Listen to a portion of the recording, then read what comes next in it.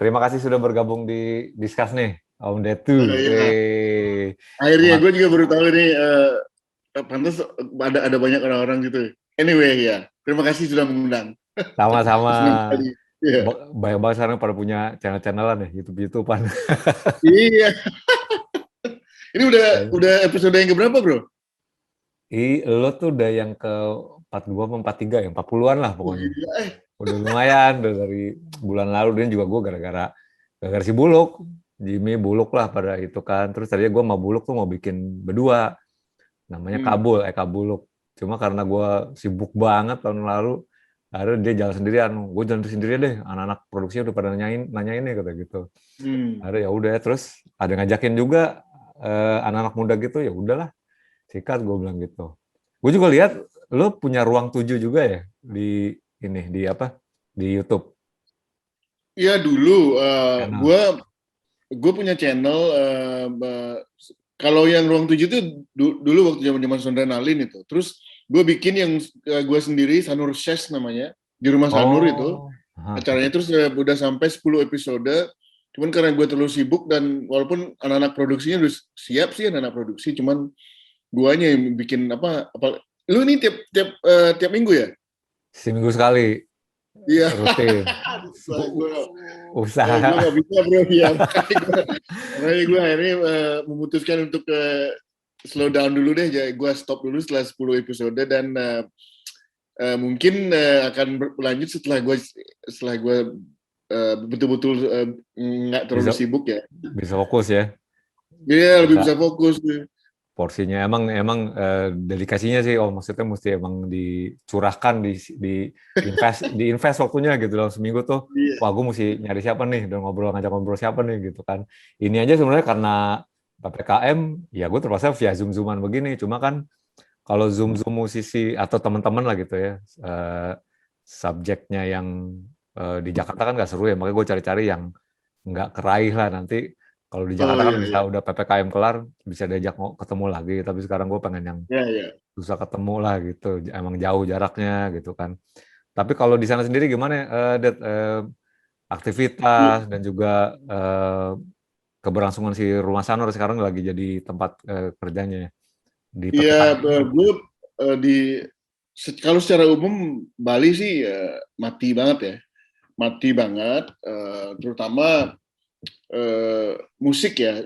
Maksudnya secara live concert segala macam gitu, bar-bar gitu kan nggak ada. Jadi yang paling mengenaskan adalah musisi-musisi, karena latar belakang kita berdua sama-sama musik lah ya. Jadi soal musik itu yang paling merana, tapi juga bar-barnya juga merana. Sekarang itu walaupun udah boleh buka kan, jadi ini udah mau masuk 2 tahun, Bali sempoyongan. Sempet hidup sebentar sebelum Delta datang.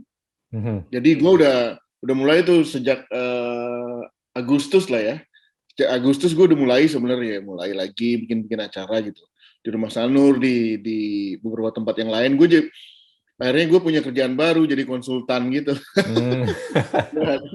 Selain kerjaan Rumah Sanur, karena Rumah Sanur kurator lah ya, kurator. Jadi kurator. Nah kalau di Rumah Sanur sendiri itu karena kita social enterprise dan benar-benar hidup dari acara gitu ya, dan betul tidak melulu dikelola secara betul-betul profesional atau arahnya komersial gitu.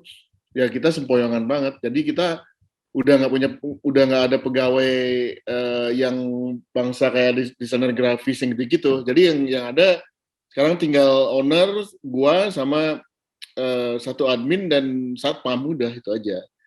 Dan ya jadi sempat kita bikin fundraising dan itu sukses, bikin kita bertahan lebih lama sampai 6 bulan ke depannya dan bisa mempertahankan beberapa pegawai. Tapi setelah itu kita udah nggak enak lagi untuk fundraising. Terus emang yang susah lu aja.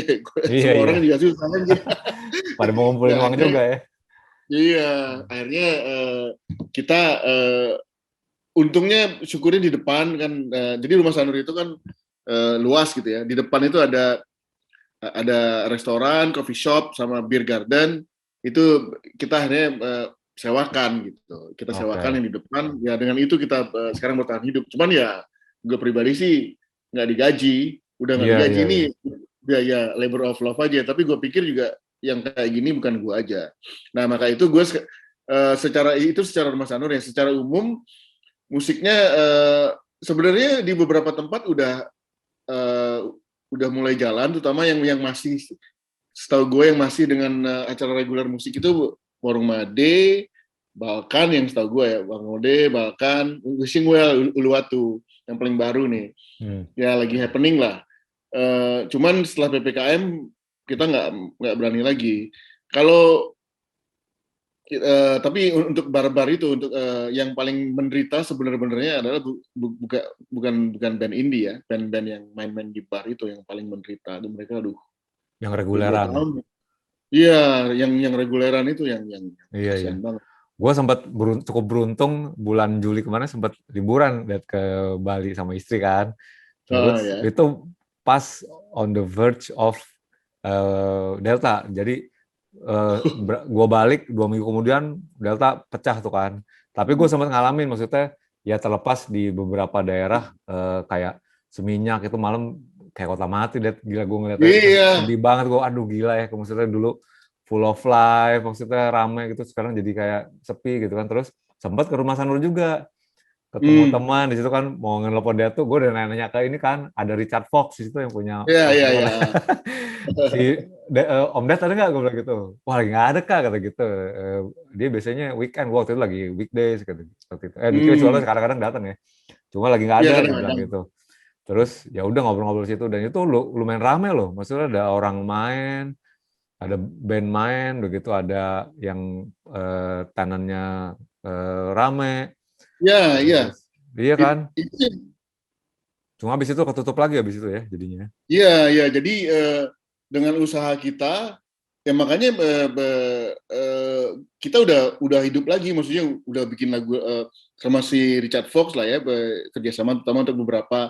Sebagian kita pakai band-band komersial lah ya, main-main reggae, top 40 gitu ya. Sebagian lagi kita coba tetap bertahan yang indie-indian gitu. Jadi maksudnya biar pokoknya Rumah Sanur tetap ada kegiatan. Karena kalau istilah teman gue yang punya hotel di Ubud, serba salah nih, kalau ditutup rugi, kalau dibuka rugi. Ya udah buka aja deh daripada mangkrak semuanya karena kelamaan nggak dipakai jadi lapuk gitu. Ya, mereka buka akhirnya walaupun rugi. Iya. Gue bahkan dengar ya itu tadi di beberapa spot daerah itu bahkan cuek aja buka terus katanya. Jadi waktu gue di Seminyak tuh gue videoin kan malam-malam. Terus di IG story pada rame tuh orang-orang. Si Bobby Ciao ngerespon gue, jawab gue, bro, lu ke ini kali apa? Canggu, dibilang gitu. Canggu ya. Ngapain lu Seminyak, kata. Canggu mah nggak ada berhentinya, kata. Terus, Iya. ya sure enough di sana anjir nggak ini ya, maksudnya Tapi cuek aja gitu. Ya itu pra PPKM tuh. Iya sih benar. Pra Delta dia. Yang pas Betul. Delta ini Tutup juga. maksudnya beberapa Canggu ada yang buka gitu ya, ada yang buka tapi benar-benar sembunyi-sembunyi banget gitu. Selain mereka takut bakalan digerebek, juga mereka takut sama penyakitnya sendiri karena Delta ini nggak main-main. Jadi tumben nih, ya. Jadi tumben Canggu itu takutnya itu ya benar-benar tutup gitu. Genuine Jadi ya genuine. Iya, genuine worry jadinya. Ya sebelumnya mereka cuek aja. Maksudnya itu pun didukung oleh aparat setempat ya. Maksudnya di Banjar-Banjar gitu karena mereka sepertinya juga dapat duit dari situ gitu. Jadi kalau institusi Banjar kan cukup kuat kalau di Bali ya, kalau dan aparat berwajib juga cenderung males kalau udah berurusan sama gitu. Cuman kalau yang sekarang karena serius yang Delta ini, Canggu mati juga. Tapi yang paling mati memang seperti yang lu lihat sendiri itu Kuta sama Seminyak itu diapain juga, nggak hidup-hidup bro. Miris banget sih gua, gila. Nggak nyari tempat makanan jadi susah gitu. Ya kita doain aja semoga cepat ini ya, cepat pulih deh pokoknya. Terlepas nanti penyakitnya hilang apa enggak nih, bingung juga kita ya. Tapi gue mau tarik sedikit nih Om, maksudnya dari sosok lo sekarang sebagai gue bisa nyebutnya yang self branding propagandis dan gue mungkin lo lebih cocok sebetulnya agen provokator nih gue bilang. Setuju nggak lo? Tapi gue mau nge-connect-in lo ke titik awal lo dari first starting lo, maksudnya dari titik keluarga lah mungkin ya bisa dibilang. Gue udah lihat research di beberapa channel, beberapa resource, beberapa source gitu ya. Lo lahir dari your typical blue collar Bali family, ibu bapak lo kerja di hotel ya kalau nggak salah, Area Duta, di diskotik ya kalau nggak salah. Bokap gue dulu kerja di Hyatt, di Hyatt, terus nyokap gue kerja untuk airline, Qantas Airline. Oh oke. Itu makanya mereka juga bisa keluar negeri liburan gitu ya. Ya, gue berasal dari keluarga pariwisata, bukan dari keluarga kaya, tapi kalau secara pengetahuan global, ya mungkin gue nggak tahu seperti lu ya, jadi cukup diuntungkan oleh itu karena gue sudah dari kecil sudah mengkonsumsi majalah-majalah luar gitulah. Betul. Lo bilang bokap lo biasanya bawa majalah Billboard dari tempat kerja dikasih ke lo, terus di situ lo kayak tenggelam di dalam informasi yang di dalamnya, which is cukup baru menurut gue ya. Kalau maksudnya edisi baru gitu kan, nggak lama-lama banget gitu dibawa pulang. Jadi lo cukup update. Jadi benar. Jadi waktu itu bokap gue sahabatan sama, jadi diskotik yang paling pertama yang di dalam hotel di Bali itu namanya Matahari, adanya di Hyatt. Jadi diskotik inilah ya, high end gitu. Betul. Jadi one of the best lo bilang di Bali ya. Ya. Jadi ada DJ kulit hitam yang sahabatan sama bokap gue. Jadi dia itu dapat kan untuk agar dia tetap update, dia dilangganin oleh Bali Hyatt majalah Billboard gitu. Iya. Dan bokap gue tahu bahwa gue itu suka banget sama musik. Jadi setiap kali dia pulang, terus dia beberapa ya Billboard kan kalau lu sudah sebulan udah dianggap majalah lama lah ya kan, karena mereka terus update gitu. Jadi itu gue tuh. Jadi gue waktu kecil itu udah ngelihat Women and Children First yang dari Van Halen. Iya, covernya. Jadi gue lihat ketika Joe Perry baru keluarin solo album, itu maksudnya terpesona dengan hal tersebut. Jadi dari situlah akhirnya gue benar-benar, itu yang mengarahkan gue benar-benar untuk senang sama musik gitu. Walaupun lo nggak ada darah musik sama sekali di keluarga, atau ada nggak yang berkesenian? Di keluarga gue, adik gue pinter main gitar, bokap gue bisa main gitar. Darah berkeseniannya kalau di gue sedikit dari bokap pinter gambar. Lu kan pinter gambar. Gue juga akhirnya gue lebih arahnya lebih ke menggambar daripada ini. Daripada main musik gitu. Karena mungkin karena sebenarnya gue kan dulu itu agak malu-malu gitu ya. Jadi sebenarnya introvert sebenarnya. Banyak mungkin yang percaya. Jadi untuk tampil menyanyi di depan publik yang gitu atau main gitar terus disaksikan orang itu gue agak risih gitu. Iya. Jadi gue lebih milih yang benar-benar soliter gitu ya, yang sendirian gitu, yang kalau lu ngegambar kan lu asik sendiri gitu. Jadi gue lebih mengarah ke situ dan menelaah majalah-majalah musik yang gitu. Jadi gue memang dari SD sampai sekarang pun memang dari dulu lebih ke soal ilmu pengetahuan, bukan tentang bermain musiknya, tentang sejarahnya, tentang apa yang gitu-gitu. Gue emang dari kecil emang gue.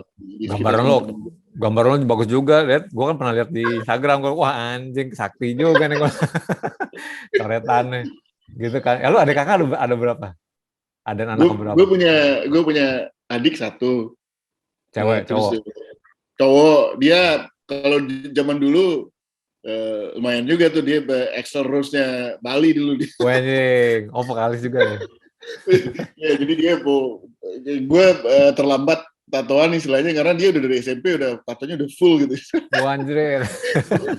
Makanya gue nggak pengen, karena lu udah terbiasa jadi nggak pengen. Baru kemudian ketika baru mahasiswa gitu baru gue mulai tertarik. Iya. Oh, tapi jadi cuma berdua ya di adik kakak gitu? Iya, berdua. Ya.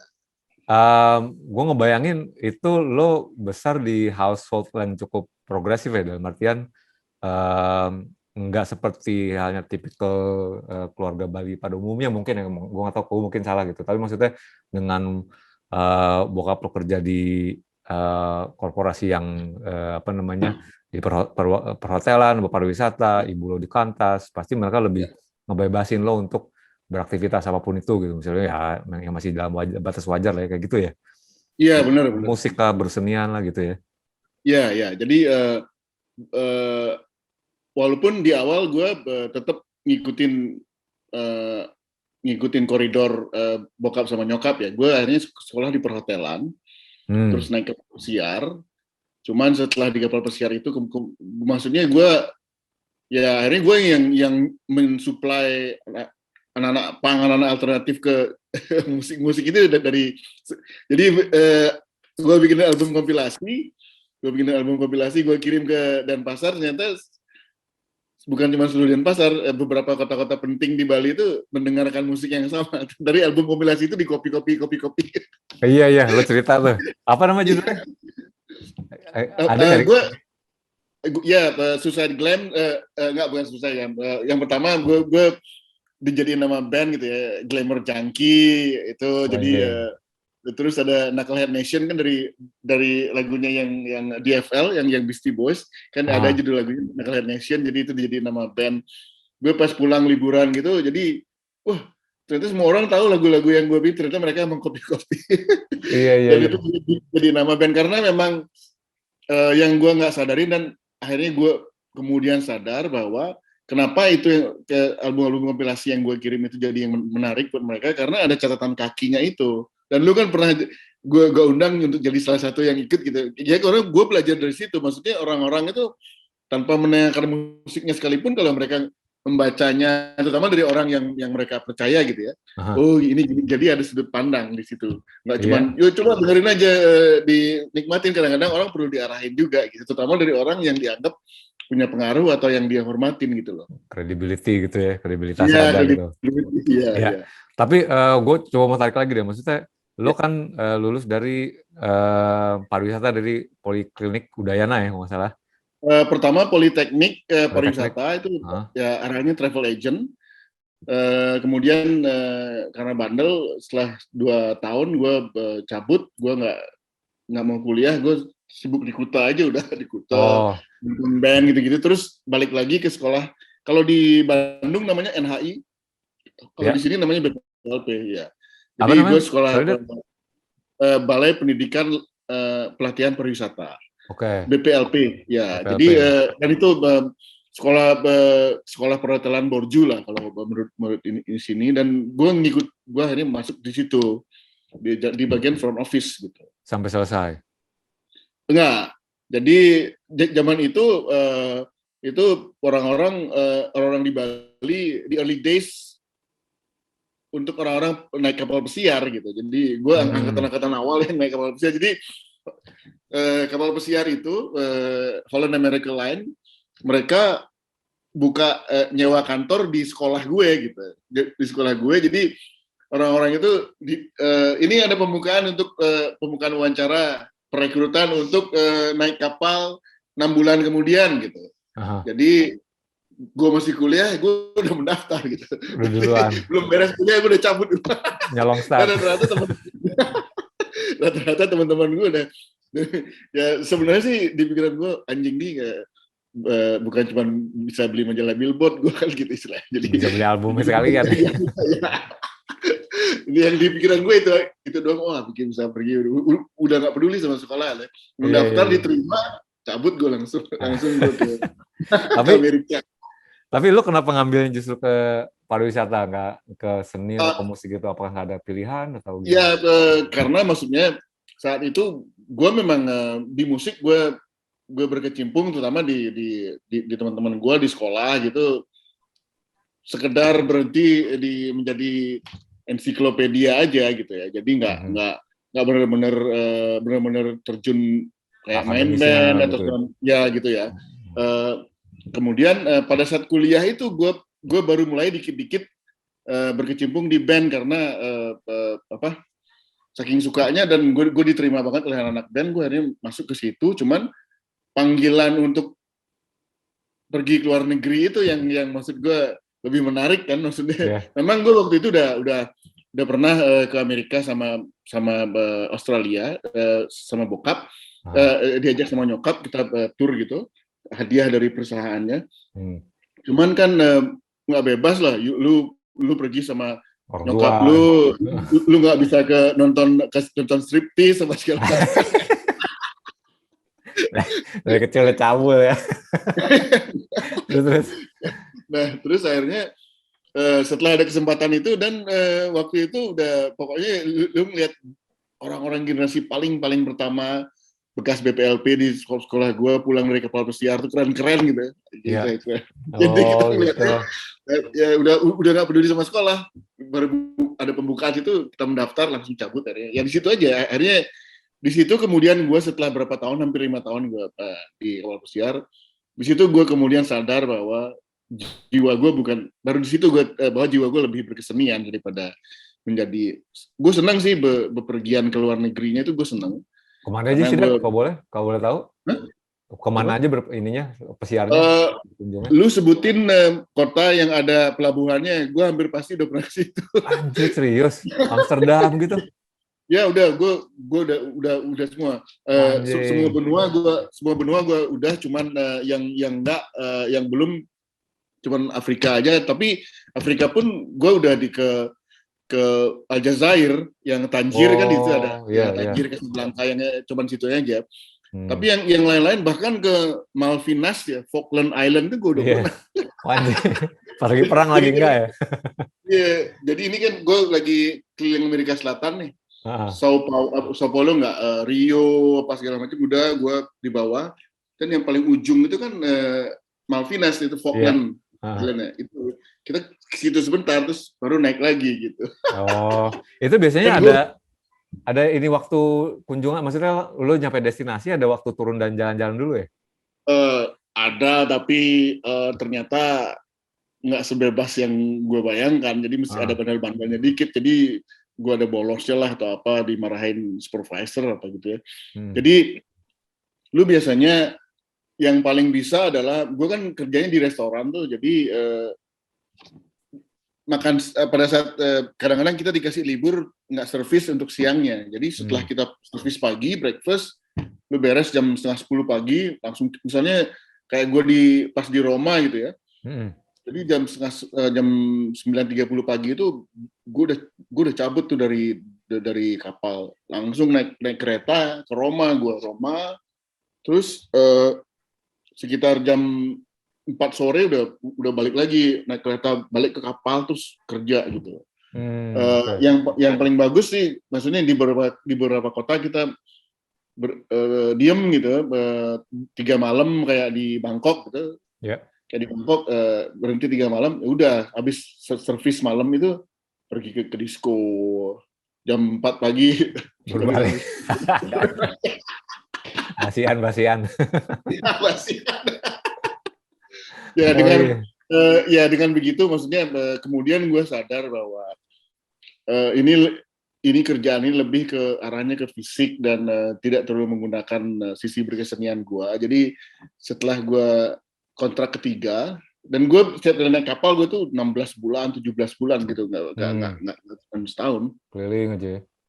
Iya, nah dari situ gue kemudian sadar setelah kontrak ketiga, gue kemudian banyak yang bilang udahlah ini tahun terakhir gue naik kapal pesiar, gue tahun ketiga ya, tahu-tahu balik lagi, gue menolak balik karena nggak sesuai dengan jiwa gue gitu.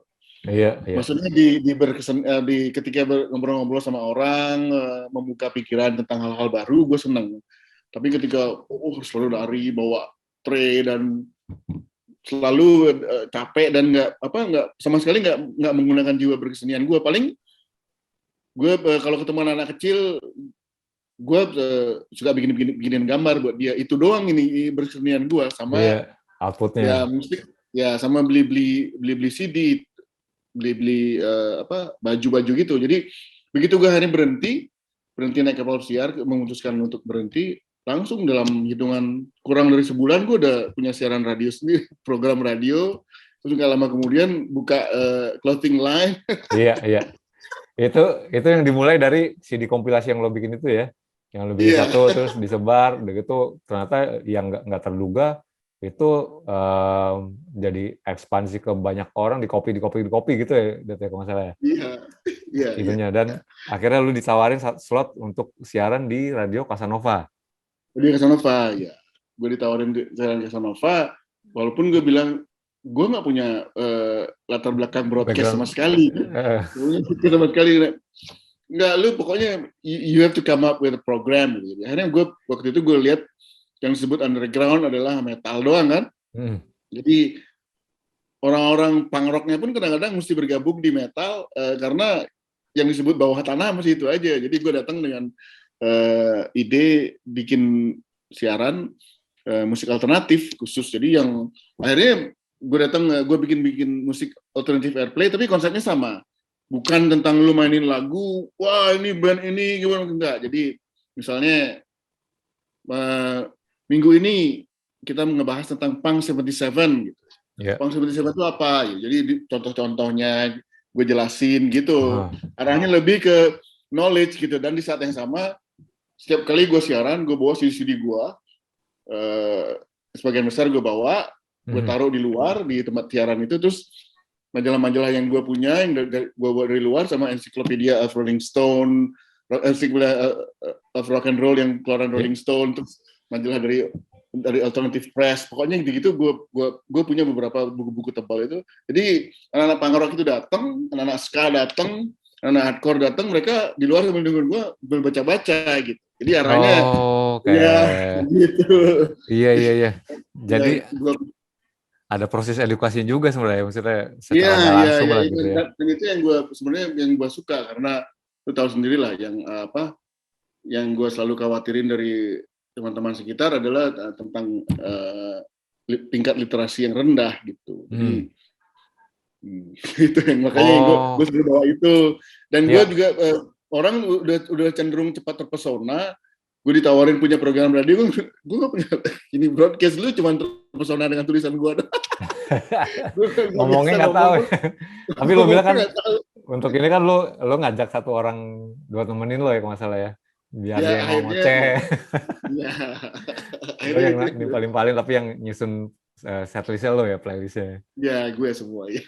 Tapi lo aware, maksudnya itu kan bisa dibilang di era itu kita ngomongin mid 90s ya kalau nggak salah ya. Era itu tuh. Ini gue pertama, siaran gue pertama 97 akhir. Bisa dibilang komunitas underground di Bali itu juga masih close knit dan nggak banyak ya pasti ya. Nggak banyak. Ya. Dan secara nggak langsung lu ngebuka kayak lembaran baru mungkin buat orang-orang ini kan yang belum pernah dengar. Jadi yang ya tanpa bermaksud mengklaim ya, tapi yang gue perhatikan adalah maksudnya gue suka dengan ide bawah tanah, jadi gue suka. Cuman maksudnya gue ngelihat di jiwa gue metal, apalagi udah sampai black metal, itu terlalu sisi glamnya kurang gitu ya menurut gue.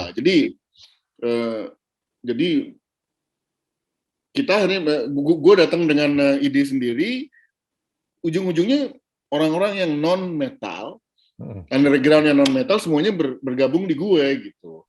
Yang hardcore, ska, punk itu semua di gue, bahkan beberapa anak-anak hardcore techno gitu ya, gabung di tempat gue. Ya, dan itu ternyata yang baru gue sadarin adalah muara itu belum ada, kubu itu belum ada waktu dulu. Sebagian akhirnya anak-anak punk itu ke metal karena memang mereka ngerasa secara bawah tanahnya nyambung, tapi secara musik mungkin nggak terlalu gitu. Setelah gue datang baru, dan gue bikin kubu baru, ya akhirnya kemudian ada friksi lah sedikit, biasa lah zaman dulu. Hardcore punk sama metal. Geng-gengan lah. Ya, lu kan salah satu yang bawa juga, jadi lu ngerti lah gimana. Cuma gue mau nanya ini deh.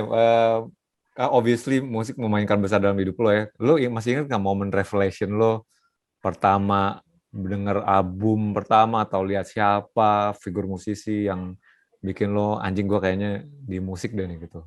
Ingat nggak momennya kapan dan lihat apa? Ya. Atau dengar Itu apa?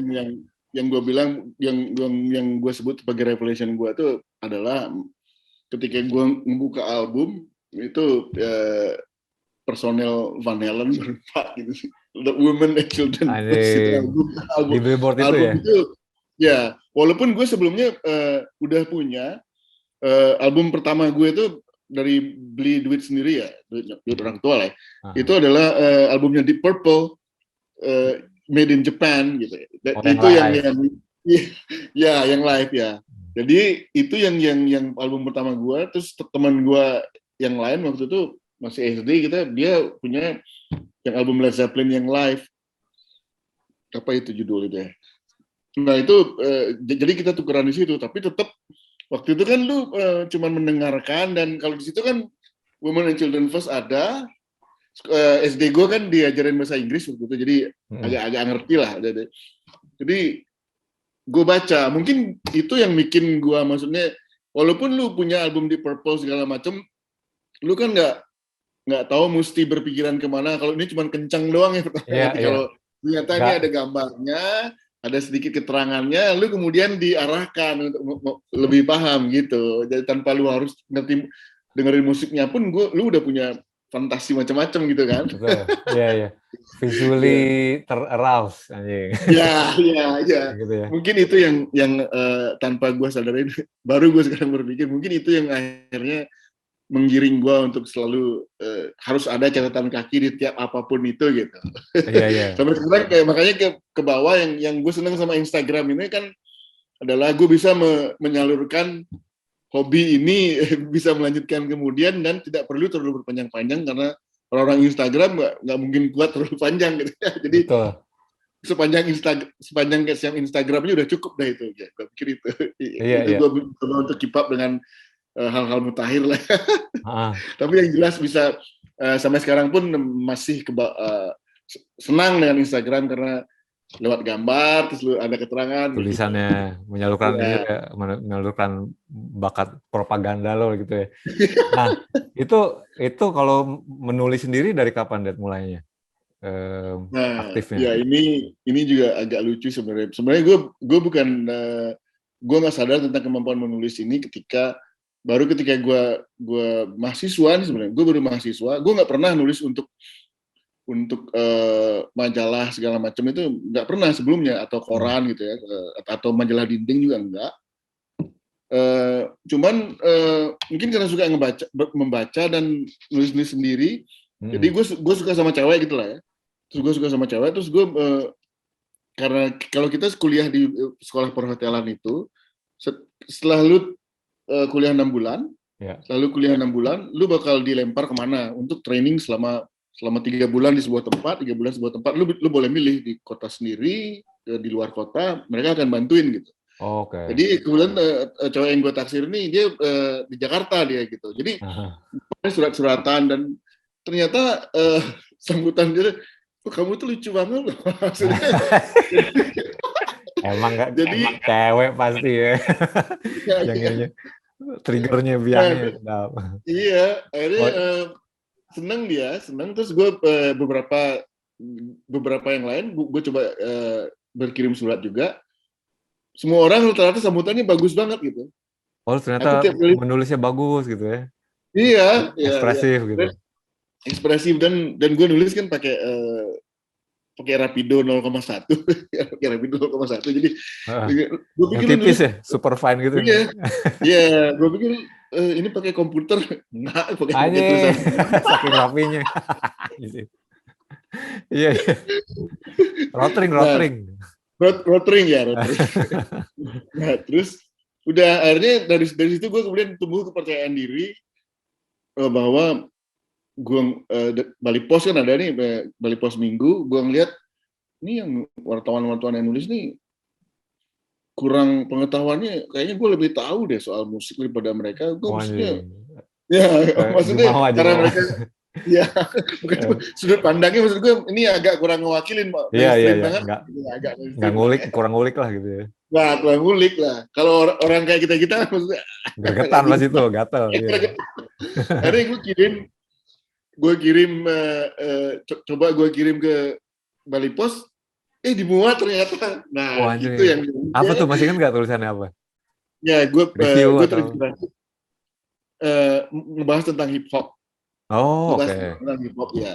Jadi gue gara-gara gue baca juga di majalah Hai, musik gagap dibilang dulu kan, sempat dibilang musik gagap gitu. Terus ya gue waktu itu waktu gue apa gue dapat ini dari majalah Billboard segala macam, gue lebih banyak tahu tentang lu cuman tahu beberapa hip hop besar aja, gue lu nggak tahu Kool Moe Dee yang gitu kan. Jadi gue kan tahu. Jadi ya gue lebih ngejelasin itu dan diterima. Dari situ baru mulai timbul kepercayaan bahwa mungkin ini bagus juga. Jadi pengetahuan yang selama ini gue punya, gue sudah bisa bagi dan memberikan sudut pandang gue di situ, nggak cuman apa yang lu baca lu copy paste gitu, tapi lu masukkan sudut pandang sendiri gitu. Makanya ketika akhirnya pas mahasiswa itu, gara-gara gue nulis surat ke beberapa teman-teman dan sambutannya bagus, terus gue coba ke Bali Post, ternyata bagus. Dari situ baru gue saat itu belum gue mulai nulis lagi. Jadi gue naik kapal pesiar, hobi gue menulis itu gue lanjutin dengan nulis kabar buat teman-teman, kali bikinin album kompilasi. Itu di teman-teman dekat gue tuh, wah kalau ada ini gue datang udah ditunggu-tungguin. Iya. Karena mereka bawa apa lagi nih ya, lagu apa band barunya gitu kan. Dan juga ternyata di situ gue juga baru tahu bahwa gue punya privilege, gue tinggal di luar negeri dan informasinya luas banget, dan mereka sebenarnya nggak ada apa-apa, paling majalah Hai doang gitu kan. Betul. Nah, dan ini ada satu sudut pandang baru kemudian gue sadar, oh pantas, maksudnya mereka excited banget. Jadi sejak itu gue rajin ngirim mereka. Jadi nulis cukup panjang, kok gini sih, nulis cukup panjang terus kirim, dan ditunggu-tunggu. Makanya kemudian ternyata orang-orang mendengarkan hal yang sama, nggak semata-mata tentang lagunya doang. Gue pikir yang mendukung juga adalah catatan kaki ini, gue pikir gitu. Nah dari situ setelah gue punya siaran radio sendiri, baru akhirnya gue mulai ngirim tulisan ke beberapa majalah nasional gitu. Oke. Dan dari situ juga mulai dapet, itu udah mulai rutin apa belum, Om? Maksudnya mereka ngerekrut atau lo dikasih slot untuk nulis reguler apa gimana? Ya, gue rata-rata kan, maksudnya gini, dari semua yang gue lakukan itu rata-rata orang yang udah terpesona duluan. Jadi gue jarang mengetuk pintu. Gue biasanya, gue kan akhirnya punya, lu mungkin, gue juga nggak sadar. Gue waktu itu juga akhirnya bikin, setelah gue siaran di radio itu, gue bikin grup di Yahoo Groups, Suicide Glam Nation, untuk mendukung produk clothing line gue kan. Milis. Dan ternyata milis. Milis itu apa yang gue ikut bikin, kayaknya tuh. Ikut lah, iya. Jadi ya orang-orang ini orang-orang kayak lu yang tiba-tiba, makanya kita kan seperti sebuah generasi yang saling tolong-menolong dan maksudnya jadi kuat gitu kan persahabatannya. Gitu. Salah satu momennya adalah dari setelah Suicide Glam Nation, terus gue ikut Dead Rockstar kan. Nah, jadi gue pikir dua ini, kemudian ternyata kayak Andre, Opa, Adip, lu semuanya tiba-tiba jadi gitu. Ya jadi gue ketika melangkah lebih jauh, jadi jauh lebih gampang karena ini teman-teman semua nih, anak-anak milis juga semua. Iya. At least yang aktifnya di jurnalisme juga gitu ya. Iya, dan di situ gue kan sering nulis sendiri kan, sering menulis sendiri di situ. Akhirnya mereka yang nawarin, pas Adip pegang Rolling Stone misalnya, atau Andre pas pegang Trax, dia Dad nulis dong buat ini gitu. Jadi tanpa, nggak perlu pakai nyoba-nyoba, diterima nggak ya, diterima ya nggak. Jadi gue tertolong banget dari milis tersebut gitu. Oke. Nah, itu dari titik itu kan ada petualangan lo jadi penyiar juga di OS Radio ya, kalau nggak salah kan? Iya, sempat juga OS Bali, terus udah gitu lo juga mulai bisnis clothing line lo, Suicide Glam ya. Ya, ya. Berdesain busana gitu. Terus juga nggak bisa dimungkirin lo juga mungkin dari aktivitas lo bermusik dan berpropaganda ini yang ngebuka pintu lo ke managing band. Lo mau banyak-banyak ngebahas tentang lo sama siapa karena udah well documented di banyak channel. Cuma yang gue pengen tahu, lo sadar kalau lo bilang lo sebenarnya bukan a good manager per se, dalam artian lo nyadarin gue tuh sebenarnya lebih bagus nulis, propagandis, lo lebih lebih kompeten dalam nge-expand or bringing that visual to people dari literal gitu kan. Tapi kenapa lo ambil tawaran sebagai manajer, dan menurut lo apa yang bikin orang-orang itu mempercayakan lo jadi manajer? Padahal mereka tahu lo menulis dan lo akuin lo lebih ini di menulis gitu. Ya, mungkin kalau di Bali zaman itu kali ya, karena rata-rata semuanya dimulai dari, maksudnya senang dengan gaya tulisan gua, dan mereka seperti punya bayangan tertentu tentang gua dari lewat tulisan itu. Gitu. Maksudnya gua ketika ditawarin jadi manajer, bro, gue tuh nggak pernah jadi manajer atau apapun, gue selalu ngomongnya sendiri gitu ya. Maksudnya gue sebenarnya aslinya sebenarnya gue loner gitu, walaupun gue senang berteman segala macam, tapi kalau gue nonton band atau gue misalnya nonton Aldous Harding atau kemana, gue pasti sendiri. Gue nonton Interpol, gue sendiri, gue sendiri berangkat. Gue nggak nonton Motley Crue, gue juga sendiri, ketemu anak-anak di bandara kan, gitu. Sebenarnya nggak pernah. Cuman mungkin yang mereka pikirkan bahwa, gue nggak tahu ya, ini dari pikiran gue aja. Mungkin gue dianggap sedikit lebih tahu tentang gimana menggiring opini publik, mungkin begitu ya. Dan gue juga dari awal juga bilang, oke, lu kalau ngarepin gue sebagai manajer yang seperti manajer yang lu tahu komersial, yang arahnya gini, bikin program ini, gue nggak bisa. Gue bukan tipe yang seperti itu. Yang gue bisa adalah lu jualan es di Eskimo, yang orang kalau yang kayak gitu gue bisa paling nggak di awal-awal gitu ya. Tapi gue harus suka sama hal orangnya. Misalnya kayak gue ketika gue Superman is Dead, buat gue nggak di early days gue nggak masalah di early days gue nggak masalah kalau mereka nggak terlalu bisa main musik apa segala macam. Itu yang justru bisa gue gali kan. Kalau lu kalau teman-teman juga inget bahwa yang gue ceritakan tentang Superman is Dead adalah bukan misalnya Superman is Dead terdiri dari misalnya Bobby Cool, beer drinker, vokalis, gitaris, kan gitu. Beer drinker yang pertama gitu.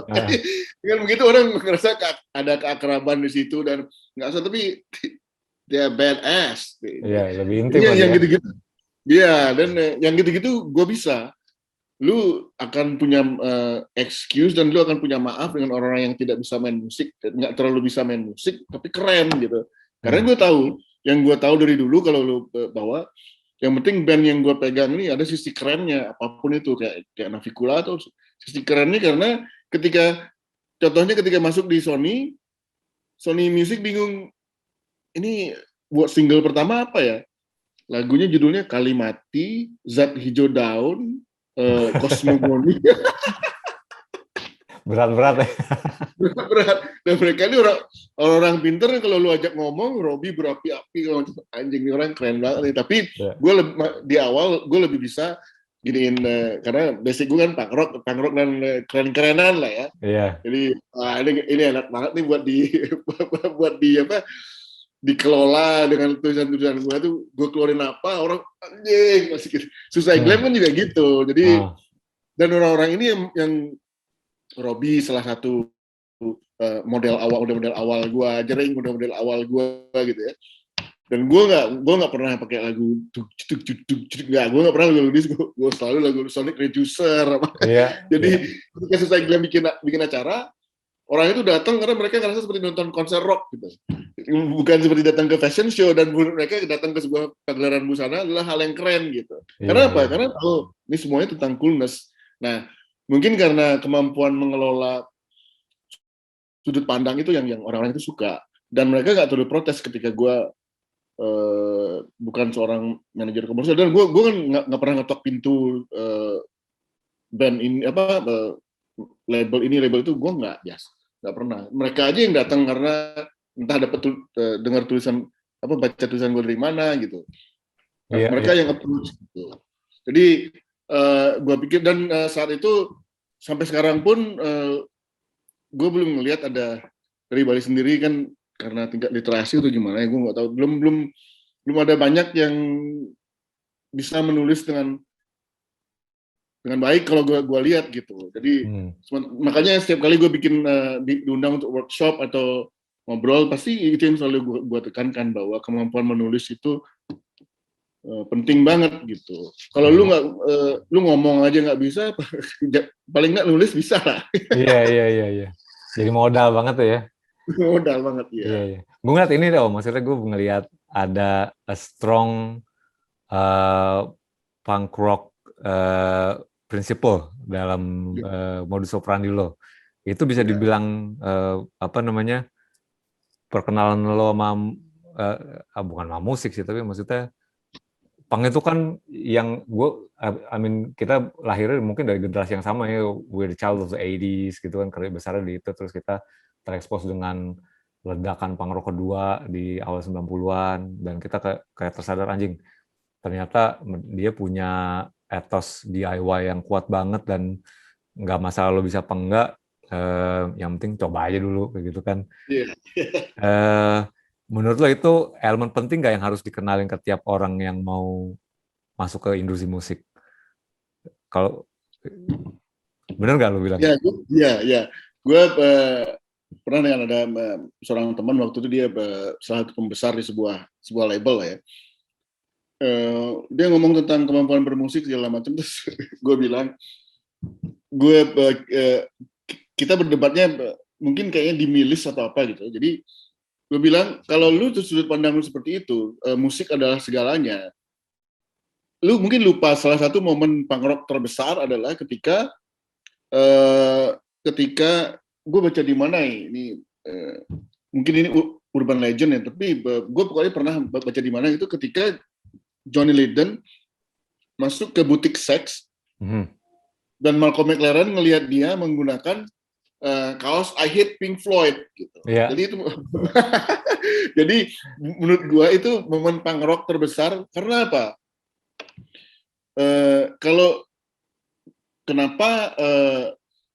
Kenapa punk rock itu bisa jadi gede? Karena dia egalitarian banget ya. Jadi egalitarian banget, semua orang punya kesempatan yang sama. Lu nggak penting bisa musik atau nggak apa-apa.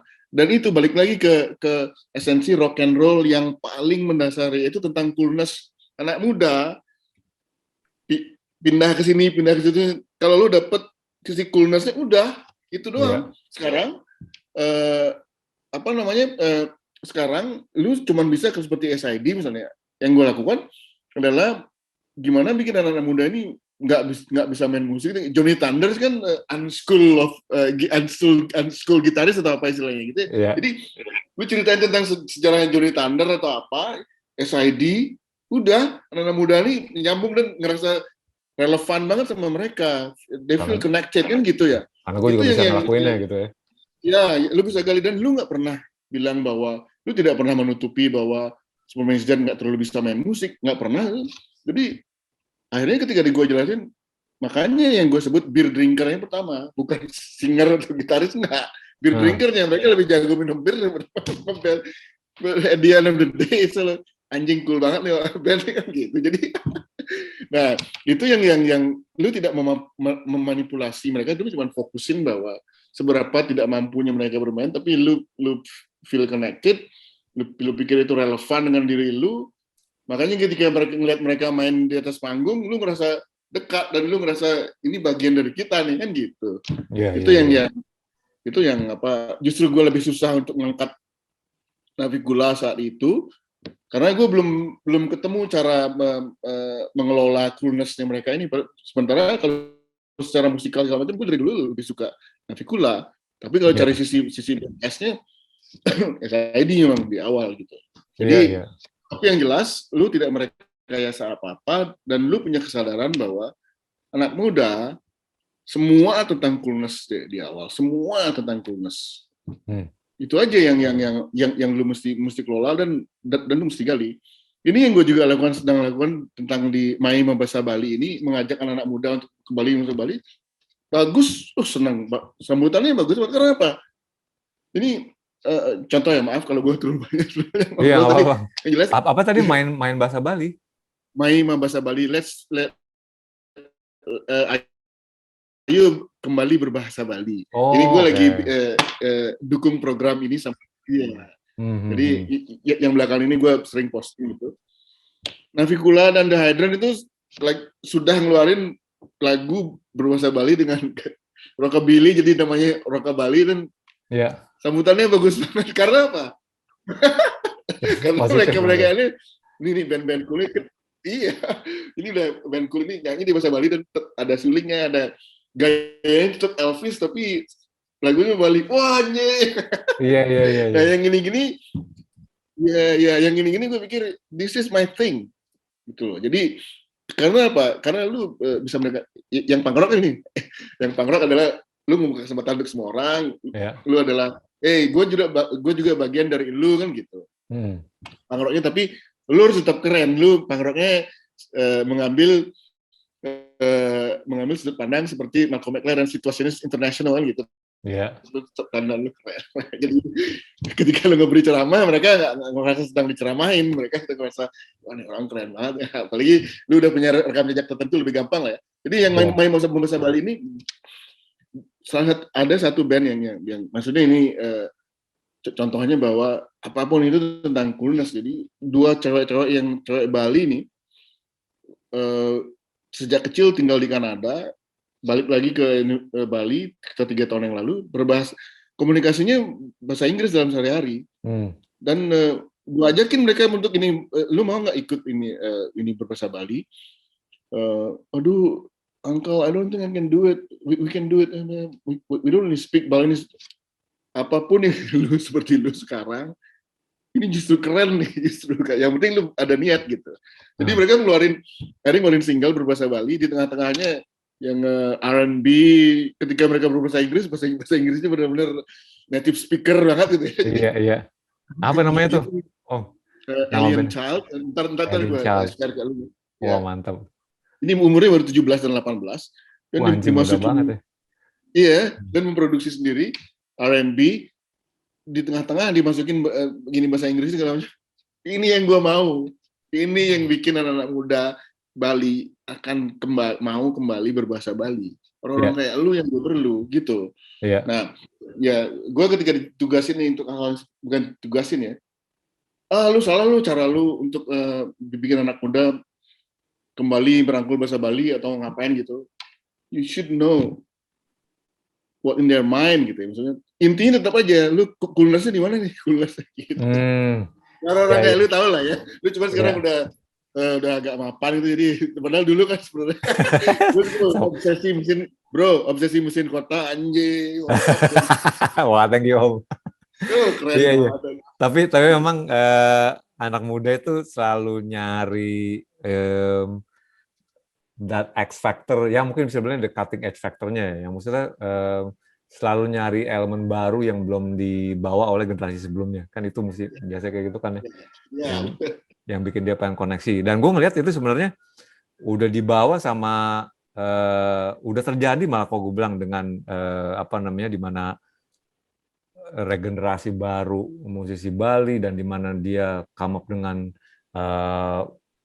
konsep yang belum pernah ada sebelumnya. Band-band kayak Rovas misalnya, Garatuba kemarin baru rilis, terus Gaber Modus Operandi kayak gitu kan. Walau mereka Bali transplant sih, tapi maksudnya mereka base-nya di Bali ya, dan ngebawa strong ethnic elements kayak gitu. Sebenarnya kan itu udah terjadi Om ya di Bali gitu ya. Dan itu, ada banyak lagi nggak sih? Gue nggak banyak tahu. Mungkin lo yang di sana yang ada di sumbernya lebih tahu lagi ya. Ya, sekarang itu yang gue sekarang sering gemar-gemborkan juga. Ini seperti zaman-zaman ketika SAD baru mulai gitu. Jadi ada beberapa rentang waktu yang agak lama mungkin karena sisi kedaerahan ya yang gue tahu. Jadi ketika SID populer, apa yang mereka respon band-band lokal adalah itu lu inflasi band pop punk. Jadi ada banyak semua. Iya, di awal 2000-an kan lagi meledak banget tuh ya. Iya, di Bali semuanya band pop punk. Sementara di bawah manajemen gue banyak yang ngelamar gitu kan. Gue cuman akhirnya yang gue berada di bawah gue adalah Navicula, ada satu lagi Postman. Postman ini rapcore gitu istilahnya. Yang band pop punk manapun gini gue nggak mau. Karena maksudnya lu semua terlalu lu ngebunuh skena lu sendiri gitu, terlalu banyak karena inflasi nilai lu jadi turun gitu. Dan yang kemudian gue bikin adalah gue kan bikin Suicidal Sinatra, band psychobilly pertama di Indonesia itu gue yang bikin. Mereka mainin lagu Living End gitu. Pertama kan terus mereka datang ke gue dan gue wah anjing. Dan gue memang menolak yang pop punk. Maksudnya sebenarnya cuman saat itu gue kan akhirnya gue pindah tinggal di Australia, terus gue tinggal di Cina. Itu jadi gue nggak fokus ngelola itu gitu. Jadi tapi itu juga bukan tanggung jawab gue sebenarnya kan. Nah, cuman yang belakangan ini gue sekarang syukurnya ini juga sebenarnya kita harus berterima kasih kepada Jakarta yang masuk ke sini atau orang luar, orang-orang Jogja yang pindah ke sini atau apa. Justru dengan warna yang seperti itu akan bagus banget buat Bali. Dan kalau Bali di kalangan teman-teman gue udah nggak peduli lu dari Jakarta, lu dari mana segala. Kalau lu home base di Bali dan lu hangout sama skena, udah lu udah nggak ada lagi yang terlalu maksudnya skat itu kalau di grup gue ya, setahu gue itu kayak GMO apa gitu, Rollfest sama GMO itu semua dekat gitu. Jadi udah hal-hal seperti itu udah nggak ada lagi. Sekarang yang bagus adalah, yang buat gue bagus adalah gue kadang-kadang berpikir, wah akhirnya ada juga skena yang benar di Bali dan gue tidak terlibat gitu. Maksudnya gue maksudnya nggak ada yang ikut mencampurinya gitu. Gue paling sekarang ada beberapa kayak si Dadang bikin pohon tua kreatorium ya, yang Dadang Navicula bikin pohon tua kreatorium. Dia kan anak lama juga, jadi gue diundang sama dia, lu harus ada di sini karena nggak ada yang mendokumentasikannya atau nggak ada yang ngasih sudut pandang yang berbeda. Jadi gue mau ikut di situ, tapi bukan gue yang dari awal yang ngebangun gitu, kayak seperti gue bikin Suicidal Sinatra, band psychobilly pertama itu, atau terus yang lain-lain. Tapi tetap aja yang mendokumentasikannya dan yang menggembar-gemborkannya keluar itu belum ada. Akhirnya gue kembali mengemban tugas itu, tapi yang jelas gue udah nggak ngerasa yang jelas bukan gue lagi yang ikut dari awal gitu ya. Dan kadang-kadang gue berpikir, wah tumben gue nggak ikut di skena tersebut dari awal. Tapi artinya regenerasi udah jalan. Terjadi. Dan gue yang ngedeketin mereka, nawarin, guys main dong di Mas Anur, ya gue bisa fasilitasi. Itu yang bisa gue lakukan sekarang. Dan yang sekarang ini Bali ini mungkin karena mungkin karena memang dekat banget satu sama lain dan udah kecurigaan itu udah hampir nggak ada gitu ya. Jadi kita udah semua saling bantu, dan lu orang luar atau bukan udah nggak terlalu terjadi sekarang. Dan akhirnya yang gue lakukan itu mendokumentasikannya, menggembar-gemborkannya ke ini lain, dan sama fasilitasi juga gitu. Dan apalagi PPKM ini, hal positif dari PPKM ini kalau menurut gue adalah skena Bali yang paling dinamis tetap jalan ini. Iya. Dan jadi mendekatkan orang-orang justru ya. Iya. Mendekatkan orang-orang, iya. Dan kita maksudnya yang orang-orang lamanya, kalau gue sih kalau melihat yang gini-gini, kadang-kadangnya ini Om Leo pernah cerita, Dad, lu dibilang serem deh sama anak-anak. Maksudnya ini kan cuma karena gue tinggal di rumah Sanur aja, nggak mana-mana lagi. Gue cuma menikmati apa yang gue sudah tanam duluan. Cuman soal yang seperti itu mungkin belum kenal aja. Iya, makanya gue marah-marah tuh sama anak kecil tuh, anak muda itu. Lu nggak tahu aja gitu. Lu tinggal datang aja kok. Yang penting lu nggak cemen-cemen banget gitu. Kan gitu akhirnya. Iya. Dan sekarang udah, ya anak-anak mudanya sekarang udah mulai lebih udah mulai lebih terbuka, dan kayak yang band shoegaze sekarang gue lagi terus support kayak Dive College. Gue nggak nyangka kan, maksudnya dulu kita kan Bali cukup beruntung dengan bisa steal the show dengan lewat punk rock dan rockabilly gitu. Selebihnya garage rock udah new wave udah ada di upstairs Jakarta. Hebatnya Jakarta kan itu, wah cepat, dan mungkin karena gue sempat tinggal di Jakarta beberapa tahun itu, yang seneng gue di Jakarta adalah you snooze you lose. Lu kalau nggak outstanding lu nggak bakalan Jakarta itu bagus ya. Dan spirit itu yang orang Bali mesti pelajarin sebenarnya. Iya, semangat kompetitifnya cuma dalam arti positif gitu ya. Iya. Itu benar tadi yang lo bilang, lo bikin gerakan apa namanya berbahasa Bali lagi. Mai Mabasa Bali. Ayu berbahasa Bali ya. Mai itu Ayu, ya Mabasa Bali ya. Dan juga ada kayak tadi band-band kayak Rovas dan GMO yang udah mulai infusing ethnic elements gitu. Gue pengen tahu perspektif lo tentang ini deh.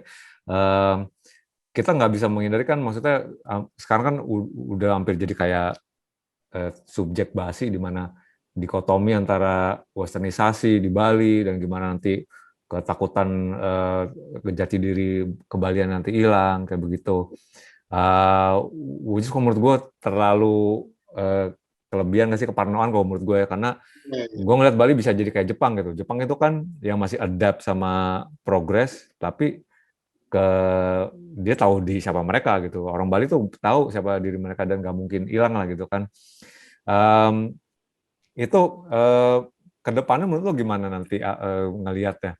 Apakah will it harmonically stand side by side, di mana ada sisi kemodernan certain level of Bali people yang apa namanya yang update dengan keberagaman dan juga progres, dan juga ada yang masih ngebawa ininya tuh, atau keparnoan itu valid apa enggak sih menurut lo? Tentang kehilangan jati diri itu? This is a very good question ya. Ini gue kalau yang jawab ini gue paling bersemangat karena berkaca dari gue, dan kenapa juga gue sangat semangat ikut di Mai Mabasa Bali ini. Cuman gue bro ya, angkatan kita itu ya. Itu apa-apa yang berbau Bali, kita benci banget. Siapa kampung.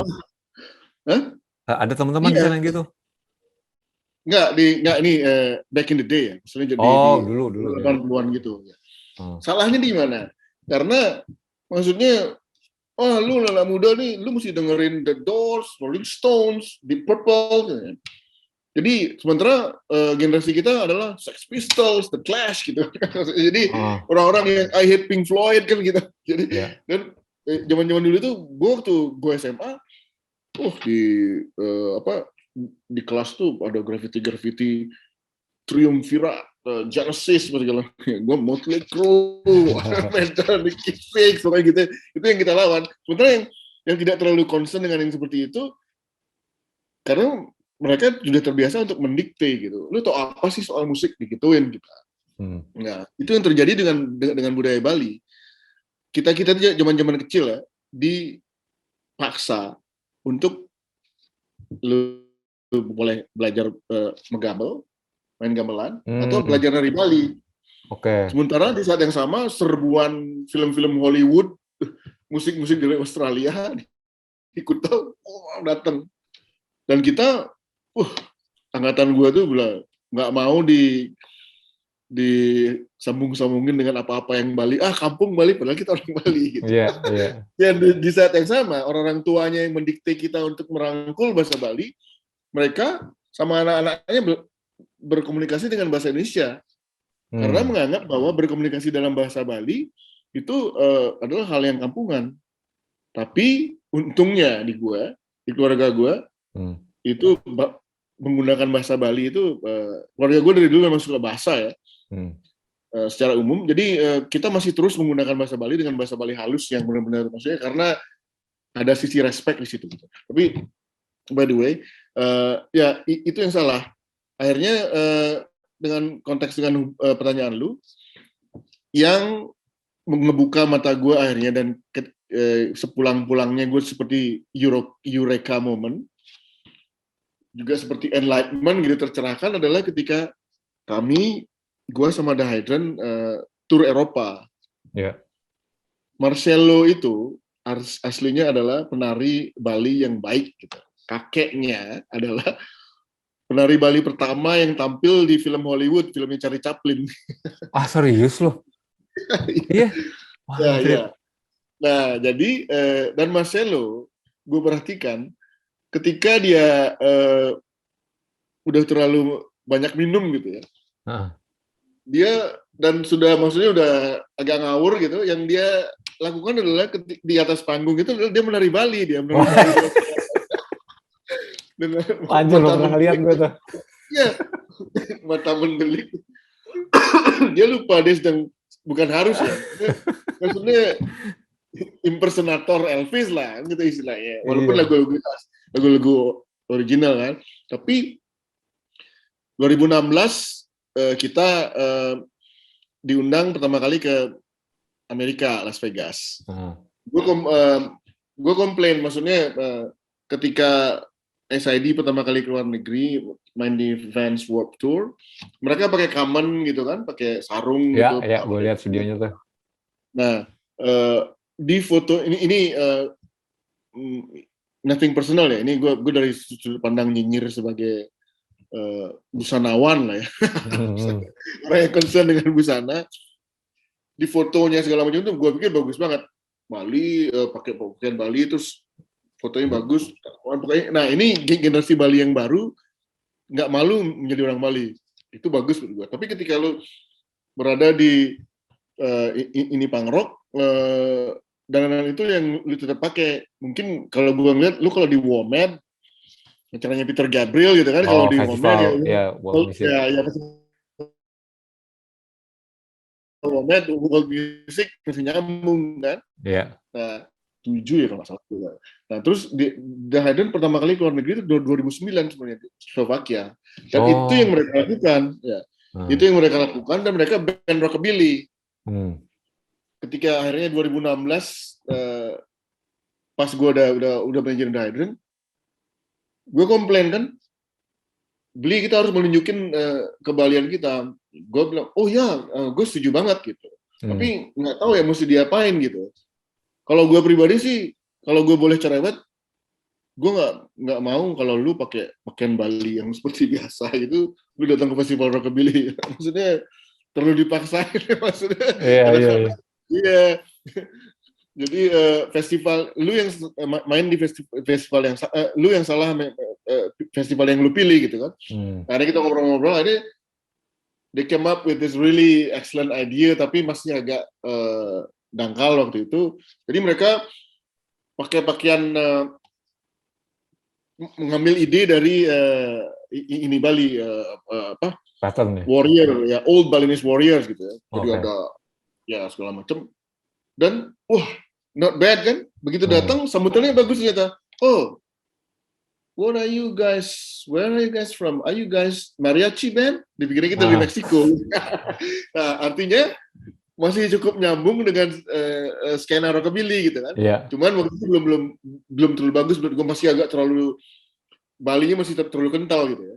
Maksudnya bukan terlalu kental, masih agak terlalu pemaksaan yang masih belum klop gitu. Tapi sambutannya, responsnya rata-rata bagus. Baru kemudian 2017 mereka bikin dan bagus banget bajunya. Ini kita nyebut sebagai rockabilly fashion ya. Dan ketika kita tour di Eropa itu sambutannya bagus banget. Orang oh my god, you're the coolest band, coolest costume gitu kan. Nah, terus dan yang paling ngebuka mata itu ketika kita main di Pohoda, Slovakia, sama The Mighty Sounds di Ceko.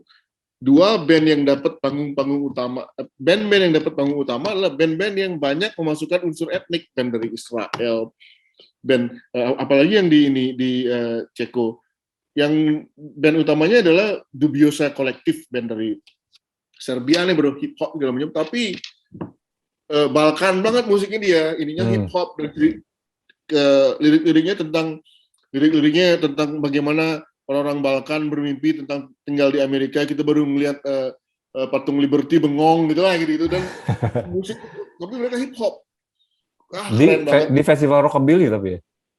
Enggak, ini di festival punk rock, di festival di festival ska punk alternatif gitu lah ya. Iya. Itu. Dan yang satu lagi Gogol Bordello, bro. Oh, tahu. Bordello kan kuat banget sisi Balkannya kan, kuat banget. Gue Dohader bengong gue ngeliat anjing, kita memang harus ngerangkul kebalian kita gitu. Dan memang tren zaman global kan. Go global bukan go global lagi ya.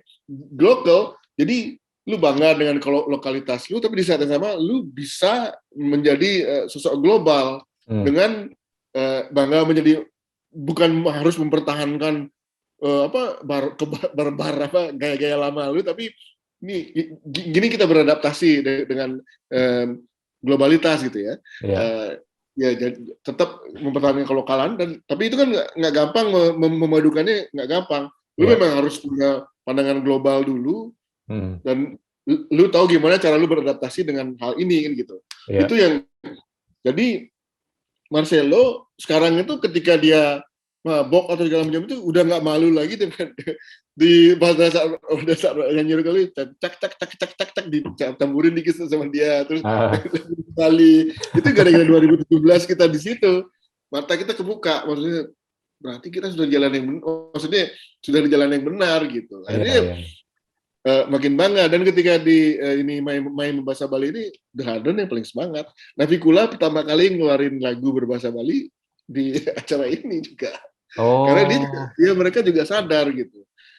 Walaupun memang kita memang sama seperti maksudnya lu pakai koteka tapi main di acara festival rockabilly kan nggak nyambung gitu. Dan lu kalau dengerin lagunya The Harden yang paling baru nyanyi dalam lagu Bali ini, sambutannya gila, anjing keren banget nih, ada rockabilly tapi isi suling suaranya Elvis gitu. Denger tuh gue tuh, belum dirilis tapi ya. Iya, makanya thanks for the question. I love answering this. Memang karena kita Eureka momennya 2017 itu. Wah.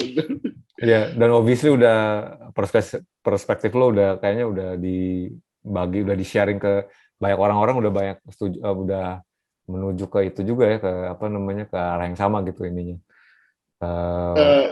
Ya kalau di Bali yang gua ajak itu udah sama-sama berpikiran terbuka dan udah nggak malu lagi menjadi Bali. Kalau dulu kan gue inget banget tuh kalau Bali itu masih, dan gue sendiri sering menggunakan istilah putra daerah gitu ya, karena kadang-kadang ada beberapa hal yang gue pikir lu kurang siap bertempur di skena metropolitan atau global gitu. Kalau yang sekarang sudah jauh lebih siap, asalkan maksudnya kita sudut pandangnya global gitu, tapi akhirnya menjadi setelah lu cukup global, lu menjadi lokal gitu. Itu yang transformasinya sedang diarahkan ke situ, dan sejauh ini gue lihat orang teman-teman Bali dan yang orang progresifnya senang gitu. Ada satu lagi nih Om, maksudnya mau gue tanya ini, berkaitan dengan konteks modus operandi punk rock kita yang tadi yang kita obrolin gitu kan. Kita kan lahir dari generasi itu di mana kita ngebangunnya benar-benar dari pondasi gitu ya. Dalam artian kita punya pandangan, kita bisa bilang kan generation X ya, di mana kalau kita mentok nggak doesn't mean we stopping gitu, kita cari jalan lain, dan akhirnya sekarang udah kebentuk dibantu dengan fasilitas teknologi pastinya, di mana lebih terbuka lagi gitu kan, dan disambungin, dikoneksiin ke operasional generasi baru sekarang, anak-anak generasi baru sekarang. Kita tahu sekarang udah ada kolektif kayak Satelit Palapa, anak-anak kelompok penerbang roket, ada komunitas Sun Eater, Fish dan kawan-kawan. Ada komunitas apa lagi ya? Studio Rama kayak gitu kan. yang udah mereka udah bikin kolektif dan ngambil esensi dari punk rock itu DIY operasionalnya dan mereka apply. Tapi menurut gua mereka udah lebih sophisticated lagi nih Om. Ya nggak, lihat maksudnya lebih gila, mereka udah bisa bikin organisasi sendiri, approach-nya udah kayak korporasi besar, dan they're really serious gitu kan, kayak gitu. Which is kalau menurut gue malah bikin kompetisinya lebih sulit lagi. Kalau dulu kita zaman kita in order to make it in the music industry, you have to be really good gitu kan, dan artinya lo mesti punya bakat banget gitu kan. Tapi kalau sekarang, kalau lo pengen berhasil di dunia musik, lo mesti punya koneksi, lo mesti punya tahu jalurnya, lo mesti academically updated gitu kan. No longer about, ya mungkin masih tentang bakatnya sih gitu kan. Tapi harus sudah ada elemen-elemen lain nih, tentang bisnisnya lo mesti tahu, tentang marketing lo mesti tahu, tentang networknya lo mesti bisa, kayak gitu kan, gimana nge-packagingnya gitu.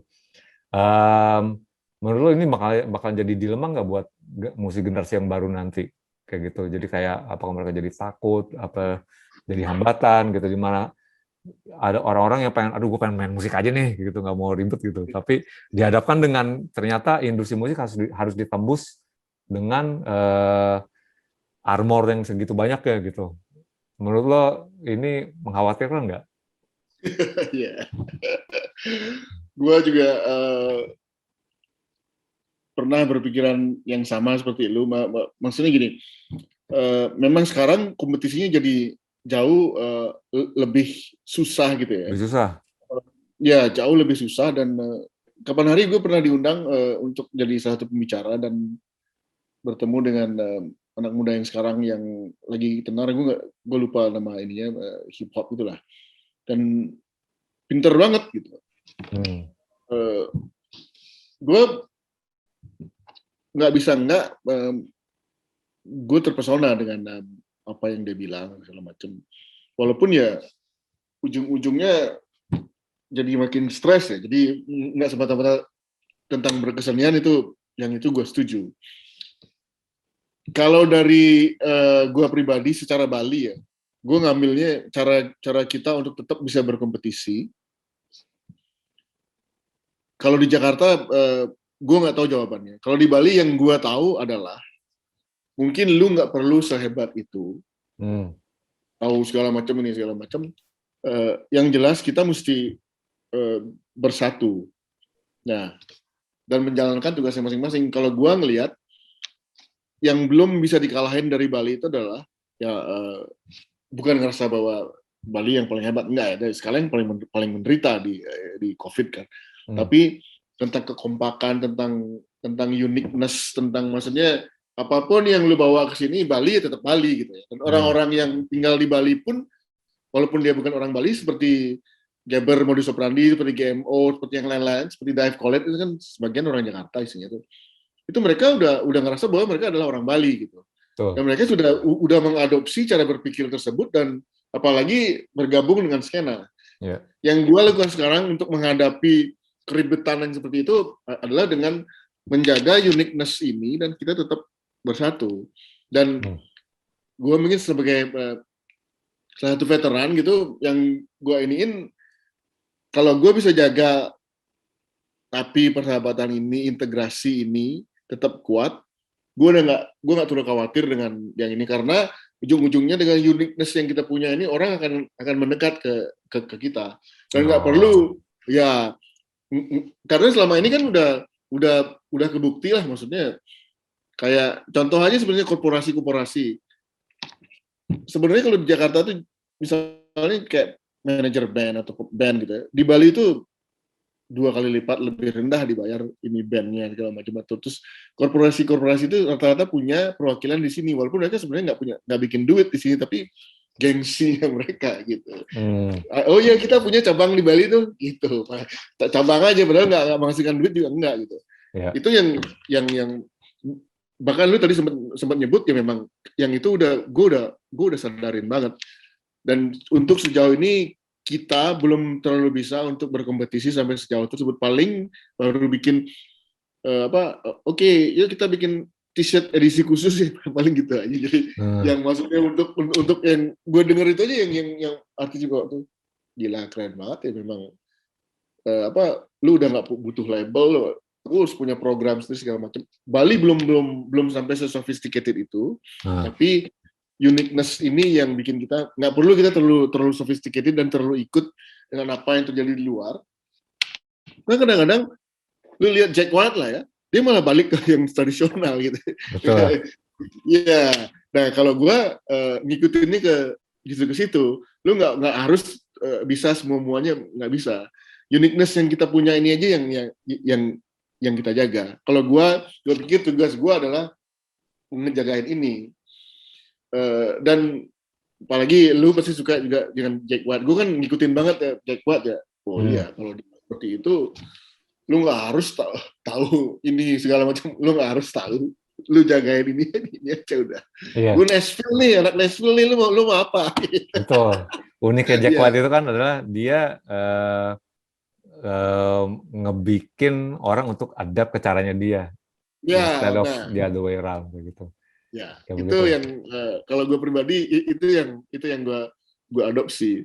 Apalagi ketika lu misalnya sebenarnya apa yang Jack White lakukan itu ketika dia di soal warna gitu ya kan. Kalau dia ketika dia di White Stripes warna dia merah hitam putih gitu. Kalau ketika Jack White sebagai Jack White selalu nuansa biru. Betul. Iya. Nah, jadi dan apa-apa yang dilakukan dia pakai piringan hitam. Terus ada di film dokumenternya dia bikin gitar sendiri dari ini lama dari ngikutin dari orang-orang lama di Nashville gitu kan.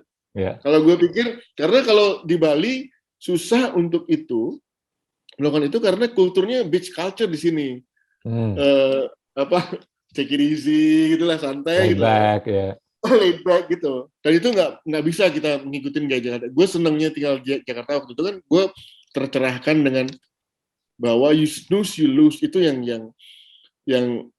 kita perlu adopsi dari orang Jakarta atau orang-orang metropolitan lainnya. Cuman nggak harus ngikutin semuanya. Kalau yang you snooze you lose kan dunia itu adalah bagian dari kompetisi dan itu sebenarnya basic banget gitu ya. Dan jangan terlena.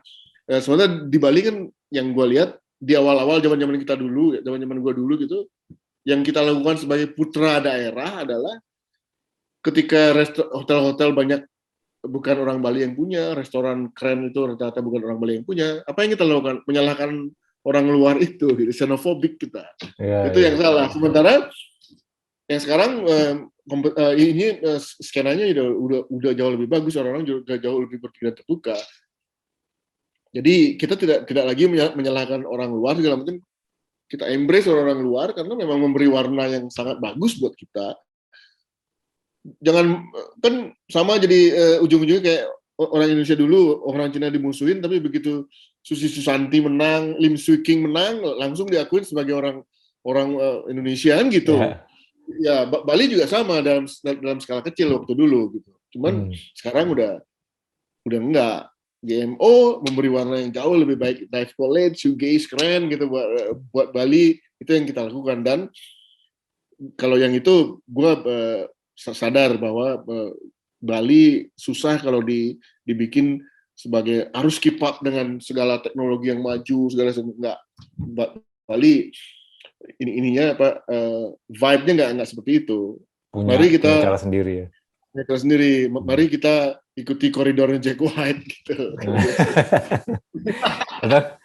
itu keputusan lo kenapa lo bikin Rudolph Dare to Showbiz apa bukan? Untuk preserve that uniqueness atau gimana? Ya, yes. Salah satu yang gue bikinnya maksudnya Rudolph Dare to Showbiz itu gue memang menolak untuk terlalu ikut gaya-gaya yang seperti itu karena that's not my style dan I'm Balinese, I have my own way gitu dan kadang-kadang nih memang lah lu kaya segala macam tapi ini jadinya bisnis banget. Kalau menurut gue udah nggak keren. Iya. Ya nggak, lu latar belakang lu kan terdidik sama punk rock juga maksudnya. Iya. Itu jadi itu juga sih maksud gue ngeliat juga kesempatannya buat lower middle class young generation gitu ya, buat nembus ke kesempatan mereka untuk dapat potongan kuenya tuh jadi lebih kecil. Karena kenapa? Lo harus harus berangkat dari well educated, academic family, like pelaku-pelaku yang di industri musik sekarang nih yang terjadi adalah orang-orang yang berasal dari keluarga mencukupi, bahkan dari keluarga orang kaya bisa dibilang gitu kan, pemain kuncinya kayak gitu. Dan itu udah terjadi dari dulu sebenarnya. Profil-profil kayak gua atau Jimmy Multazam atau kayak si Kolil atau lu mungkin, yang kita bisa dibilang satu di antara berapa ratus yang punya kesempatan untuk breakout dari chain itu dan akhirnya berhasil gitu kan.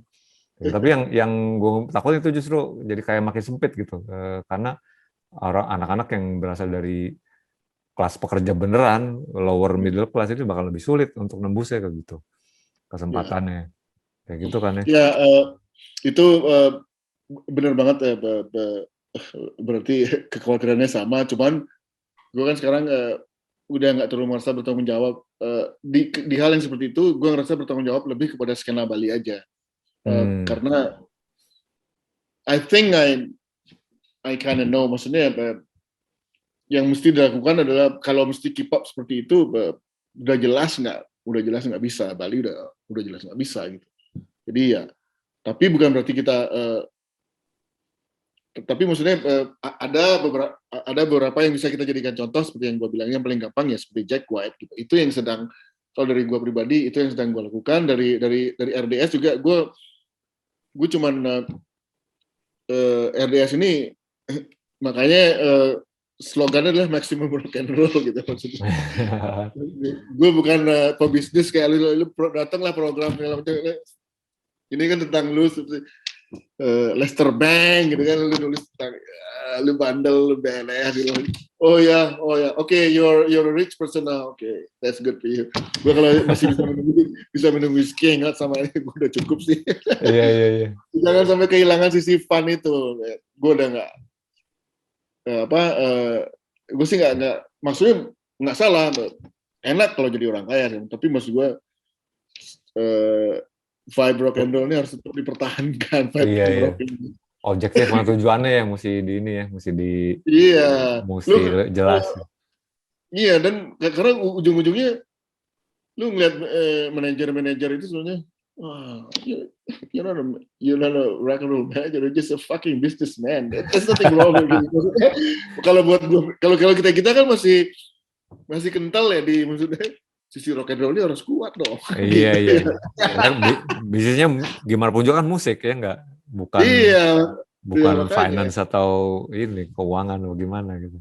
Iya, lu pakai apa, bergabung dengan orang-orang yang membosankan itu butuh foto. What the fuck?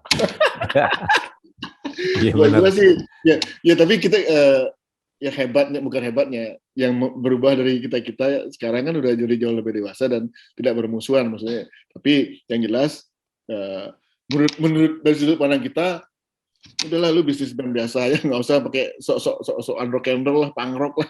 Iya. Nah, ini ngebawa ke venture lo yang bukan disebut baru juga enggak sih.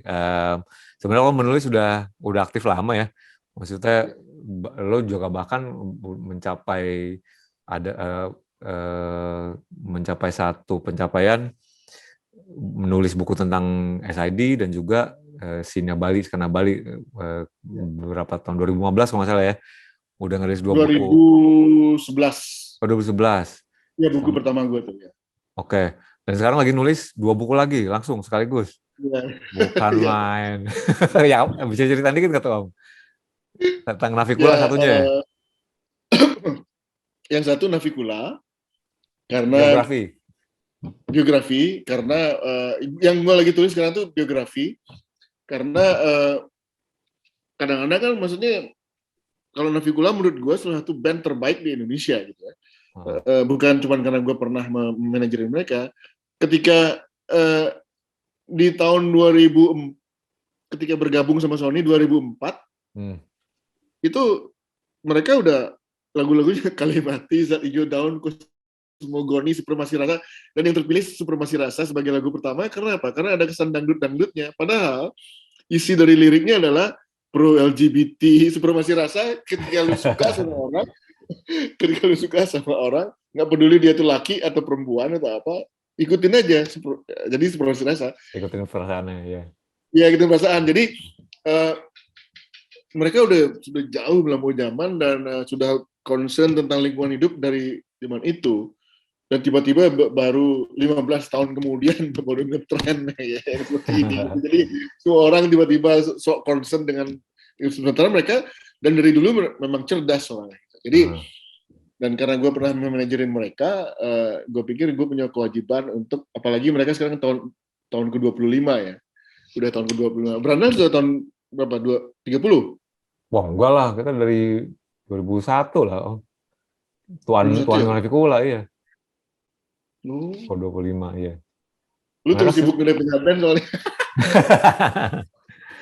Navicula tuh tahun berapa? Sekarang aja lu punya berapa band? Sekarang lu punya berapa band?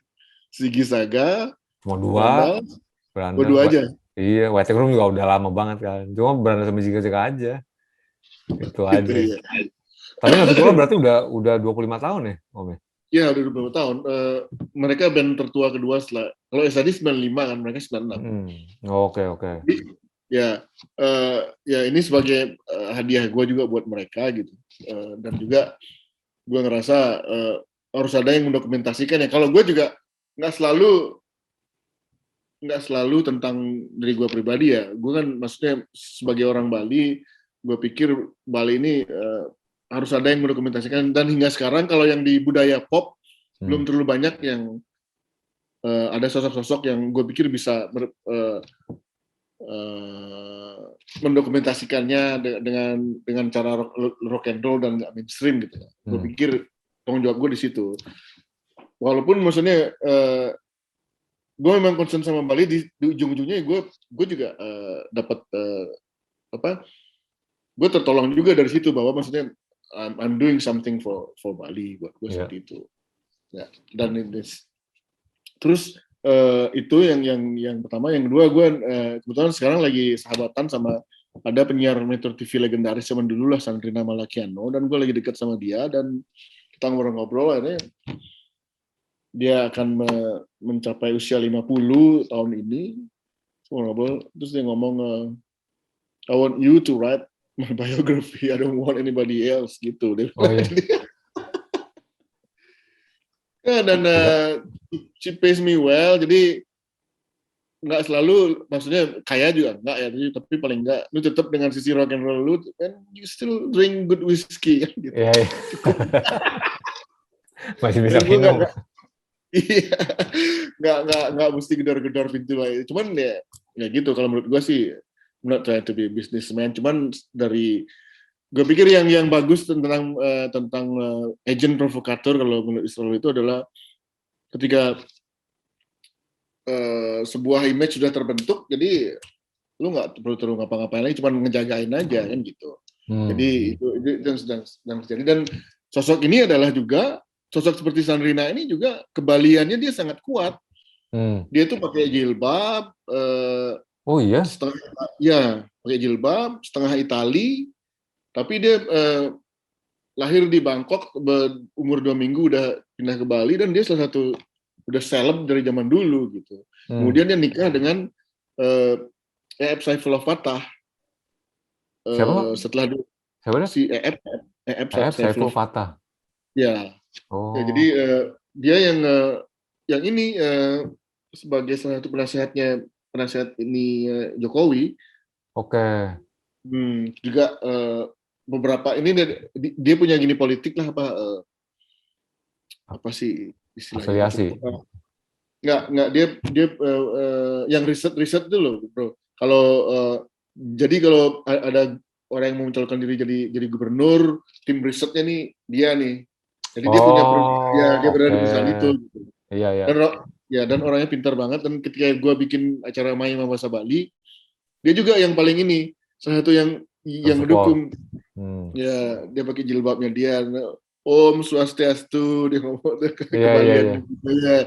Nah, yang gini-gini kan ini bagian dari lokal sebenarnya gitu. Jadi dan gue karena dia sahabat gue sekarang gitu, gue yang gini-gini yang gue seneng, maksudnya ya uniqueness Bali ini, dan dia gue apapun itu gue tetap dalam hati gue sekarang adalah Muslim yang taat, tapi dalam hati gue tetap juga di sisi yang lain gue nggak bisa nolak bahwa gue dibesarkan di Bali dan gue tahu banget soal Hindu segala macam. Dia sebelumnya kan dari keluarga Kristen tapi dia Hindu, lalu sempat dekat sekali dengan Kristen, akhirnya ketemu dengan EF dan dia udah mulai memeluk agama Islam dan sekarang memutuskan untuk berjilbab gitu. Iya. Dan ya jadi dia bahasa Balinya bagus banget, bahasa Bali halus, semua orang ngomong. Dan gue yang pikir yang gini-gini nih, sebagai orang Bali nggak boleh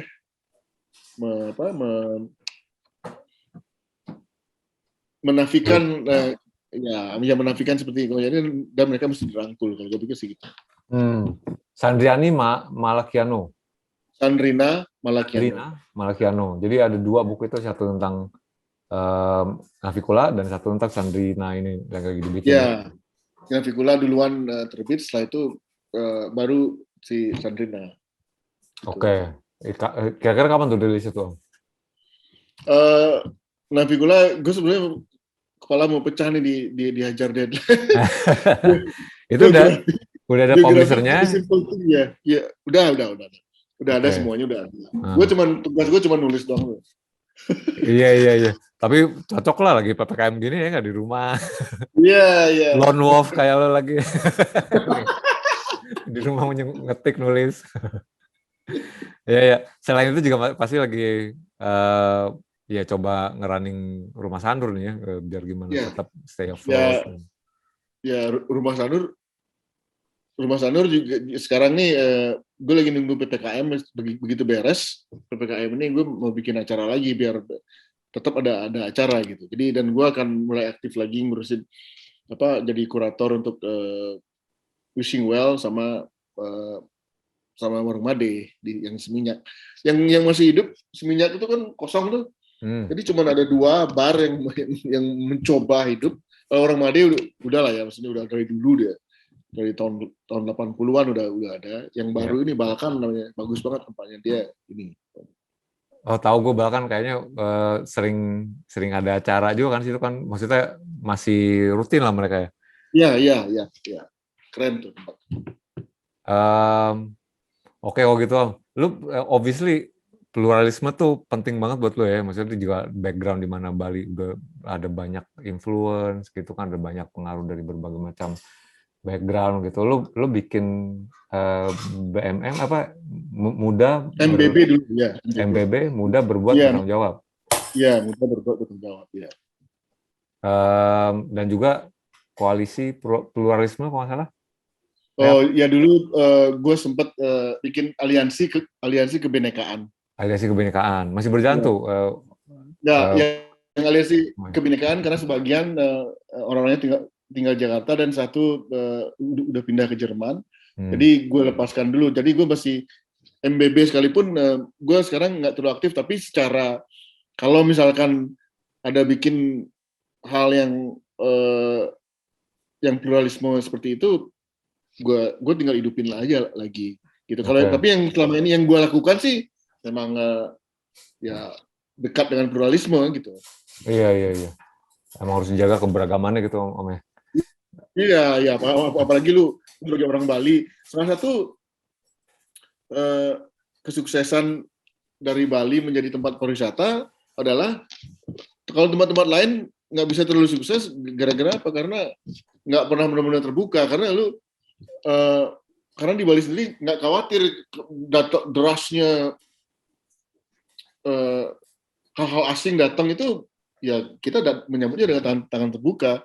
Apalagi kemudian lu nggak bakalan berhasil jadi tempat pariwisata kalau lu nggak seterbuka itu. Di saat yang sama lu juga nggak terlalu khawatir tentang lu bakal kehilangan budaya lu, walaupun tentu ada distorsi di situ ya pastilah ya. Tapi paling enggak ya, karena apa? Karena di sisi yang lain juga orang-orang dari luar tuh ngelihat kita sebagai ini budayanya unik. Jadi karena lu dipuji-puji budaya lu unik, di sisi yang lain lu kan jelas nih lu mesti bertanggung jawab terhadap budaya lu kan. Iya. Ya ada bagusnya juga gitu. Iya, iya. Ya cari jalan tengahnya itu ya, yang dimana Ya, bisa ngejaga tapi juga masih bisa terbuka. Dan lu emang sure enough jadi banyak teman-teman musisi yang kesana dari Om Bagus, Netral, Anda, Bunga, ya. Dipa baru pada udah kayak jadi rumah sendiri mereka tuh di sana tuh. Kayak maksudnya ngobrol sama gue kayak wah bertahan di sini gue daripada di Jakarta katanya. Iya, si Bagus tuh itu kerjanya hangout minum arak. Gue lihat di beberapa menit. Iya, si Andre Bacot juga wah udah pada kesana. Oh si Andre juga udah pasti udah tinggal sini. Udah lama Om, dia udah. Enggak, maksudnya udah memutuskan untuk sepenuhnya di sini gitu maksud gue. Kayaknya sih gitu. Udah fotonya sawah melulu sekarang. Karena keenakan gue nih katanya di rumahnya. Oke deh, kalau di Hidran gimana? Lagi sibuk apa? Ya kalau The Hidran ini yang justru akhirnya mereka The Hidran ini kalau band-band lain pada sepi ya, band yang paling laku selama PPKM ini The Hidran. Iya sering gue lihat anjing manggung aja gue bilang anjir nggak berhenti. Ya karena akhirnya orang-orang menyadari bahwa di saat-saat seperti PPKM ini mereka membutuhkan kegembiraan gitu kan. Jadi kalau The Hidran kan lu taruh di mana aja mereka bisa hidup. Orang kita main di luar negeri bro ya. Makanya kalau main di sini bukan menganggap remeh ya. Memang terutama si Marcelo tuh sering harus disuruh berhenti baru mau berhenti. Tenaganya nggak habis-habis. Dan kita kalau main di luar negeri bro ya, selalu at least 2 angkor minimum selalu 2. Nah, jadi pada saat di sini pada saat PPKM seperti ini orang-orang butuh hiburan. Dan lu butuh hiburan yang katakanlah 60 ya, yang nilainya 60, lu dapatnya 75 dari The Hidran. Makanya mulut akhirnya kita udah nggak sampai nolak-nolakin gitu. Nanti kalau ini masih syukur belum kena COVID gimana? Jadi malah nolak kerjaan. Iya dan jadi nggak. Gue sendiri sih seneng. Finally orang-orang sadar bahwa band ini memang band keren. Gue dan gue bisa seenaknya kalau gue nulis tentang mereka, gue langsung berapi-api karena really represents me gitu. Iya banyak ininya, banyak yang bisa diceritainnya gitu ya. Iya banyak yang bisa diceritain dan bepergian sama mereka itu paling gampang band yang pokoknya sediain whisky aja. Dan kan lu tahu Pemeo yang bilang band itu bubar ketika tur luar negeri ya. Sex Pistols kan hari pertama tiba di Amerika bubar. Iya. Dan ternyata band itu bubar pas tur luar negeri. Dan Hidran ini gue udah ngerasa banget gampang banget pokoknya gue 10 hari kita di Eropa. Ngumpulin duitnya dulu buat 10 hari ini. Yang penting whisky-nya cukup sehari 2 botol. Dan sudah tidur di mana aja mereka nggak peduli dan gampang banget diatur. Dan ketika tidur sedikit ditaruh di panggung, wah langsung nih minum dulu, wah langsung. Emang lahir buat di panggung gitu ya. Iya mereka lahir buat di panggung dan gue juga melihat yang seperti itu, gue ngerasa dihargain, enak juga gue menceritakannya gitu. Makanya fun banget kalau udah sama mereka dan gue inilah buat gue inilah yang gue sebut sebagai rock and roll life itu yang seperti ini. Ketika bersama mereka, gue berkisahnya juga enak dan nggak terlalu business minded, komersial businessman gitu. I hate that. Maksudnya lu jadi sosok-sosok membosankan dan mencari keuntungan ini. Kalau mereka ini santai aja gitu maksudnya. Dan begitu datang dandan pakai baju pink semua. Ya, maksudnya gue pikir inilah yang esensi rock and roll yang sebenarnya. Dan kebetulan tapi mereka juga nggak terlalu peduli tentang wah ini udah sukses nih, ya silakan aja kita, ayo panggung di mana aja boleh, bass betot naik, bass betot, wah Iya, ya gue nulis wah gitu. Gue udah jadi saksi berapa kali dari Hadron itu good times guarantee sih kalau mereka main. Udah pasti seru. Nah kalau buat Om Detu sendiri gimana nih? Autor udah, propagandis sudah, apalagi ya, aktivis sudah. Ada nggak sih yang pengen lo lakuin tapi belum sampai sampai sekarang?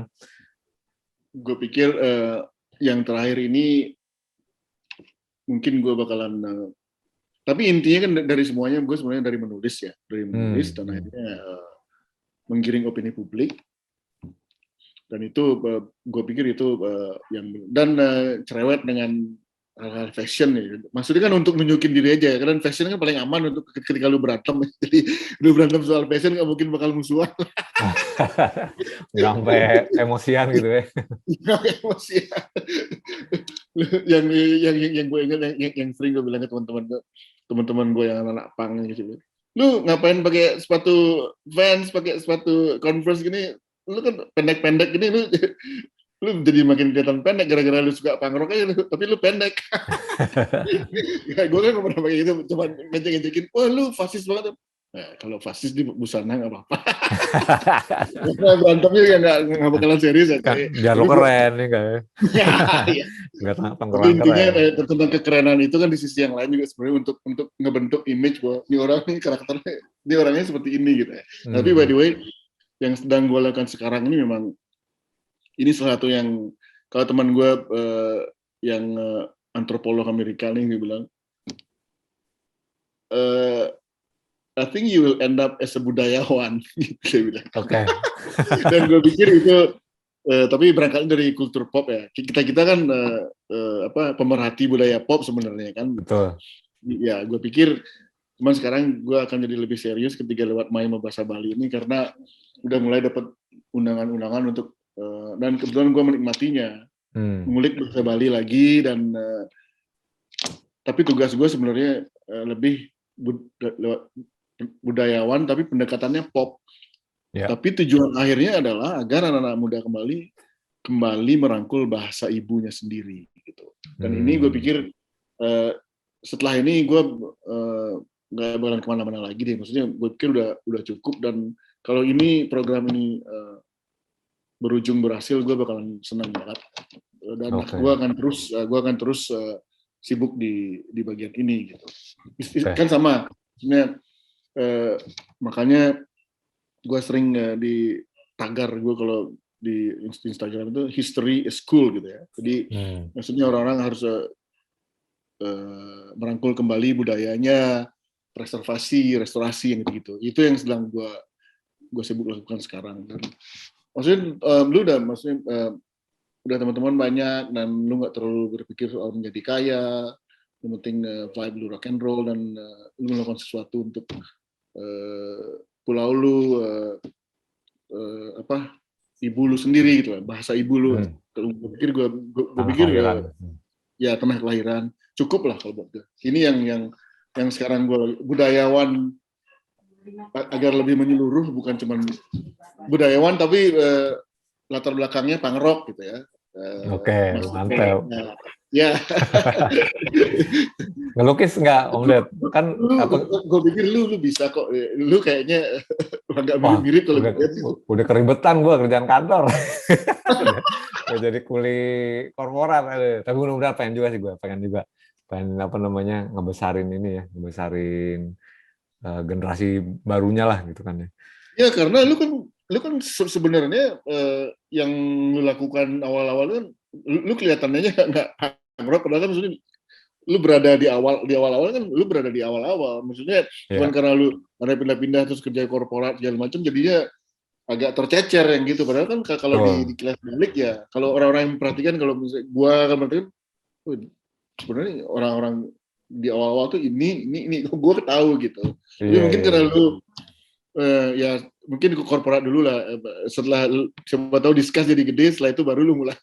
Amin. Amin. Nah, Iya, bisa banget bro. ini makanya gue usahain buat keep up terus update ini sih Om. Ini gue ternyata enjoy gitu ngelakuinnya. Pas gini, anjing asik kayak gitu kan. Terus tukar Oh pikiran iya. sama subjek-subjeknya gitu, ngobrol gitu. Dan apa namanya, nggak setiap saat kita bisa ngobrol kayak begini kan, kayak gitu. Jadi ya Iya, asik iya. sih. Kayak gitu. Kalau ngelukis, gambar nggak, Dad? Maksudnya bikin di Nah, koleksi itu keren gue loh gambar padahal. ya tadinya kayak gitu. Makasih, makasih. Gue ngeliat Iya. lu pas yang kita di tur Jawa Tengah itu, gue perhatiin lu, anjing cepet banget nih orang. Gue belum bisa seperti itu, bro. Dari lu, Oh, gue yang di belum. yang di ruang itu ya, ruang auditorium ya. Iya, iya.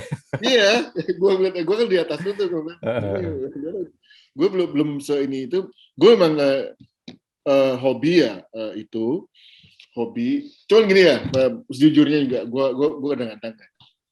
Akhirnya gue kadang-kadang lu kan mesti untuk tiba di suatu tempat, lu harus cari musuh gitu ya, untuk bikin diri lu terpacu gitu ya. Iya. Gue kadang-kadang ada kayak beberapa musisi yang nganggap dirinya itu, wah lu ngerti apa sih tentang musik, lu ilmu pengetahuannya, tapi lu nggak terus. Gue dalam hati, gue bisa gambar kok. Itu yang gue jadikan senjata, bahwa gue lupa bahwa mantan bini gue aja, never thought that you could draw. Dia aja nggak tahu ya. Dia nggak tahu dia, karena gue mungkin terlalu sibuk dengan kehidupan pernikahan. Sekarang kan udah sendiri lagi, mau ngapain terserah lah ya.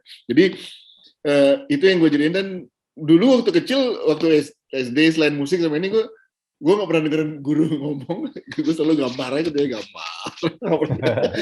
yang ingetin gue tuh teman gue SD sebangku. Akhirnya lu balik lagi ke ini, lu ya kitah lu ya, gambar lagi. Cuman gue memang tadinya maunya diseriusin, cuman gue nggak pernah punya waktu yang cukup, karena ketika gue menggambar kan belum menghasilkan nih. Ketika lu di usia tertentu, kadang-kadang lu mesti berpikir bahwa otak kecil lu, akal sehat lu jalan kan.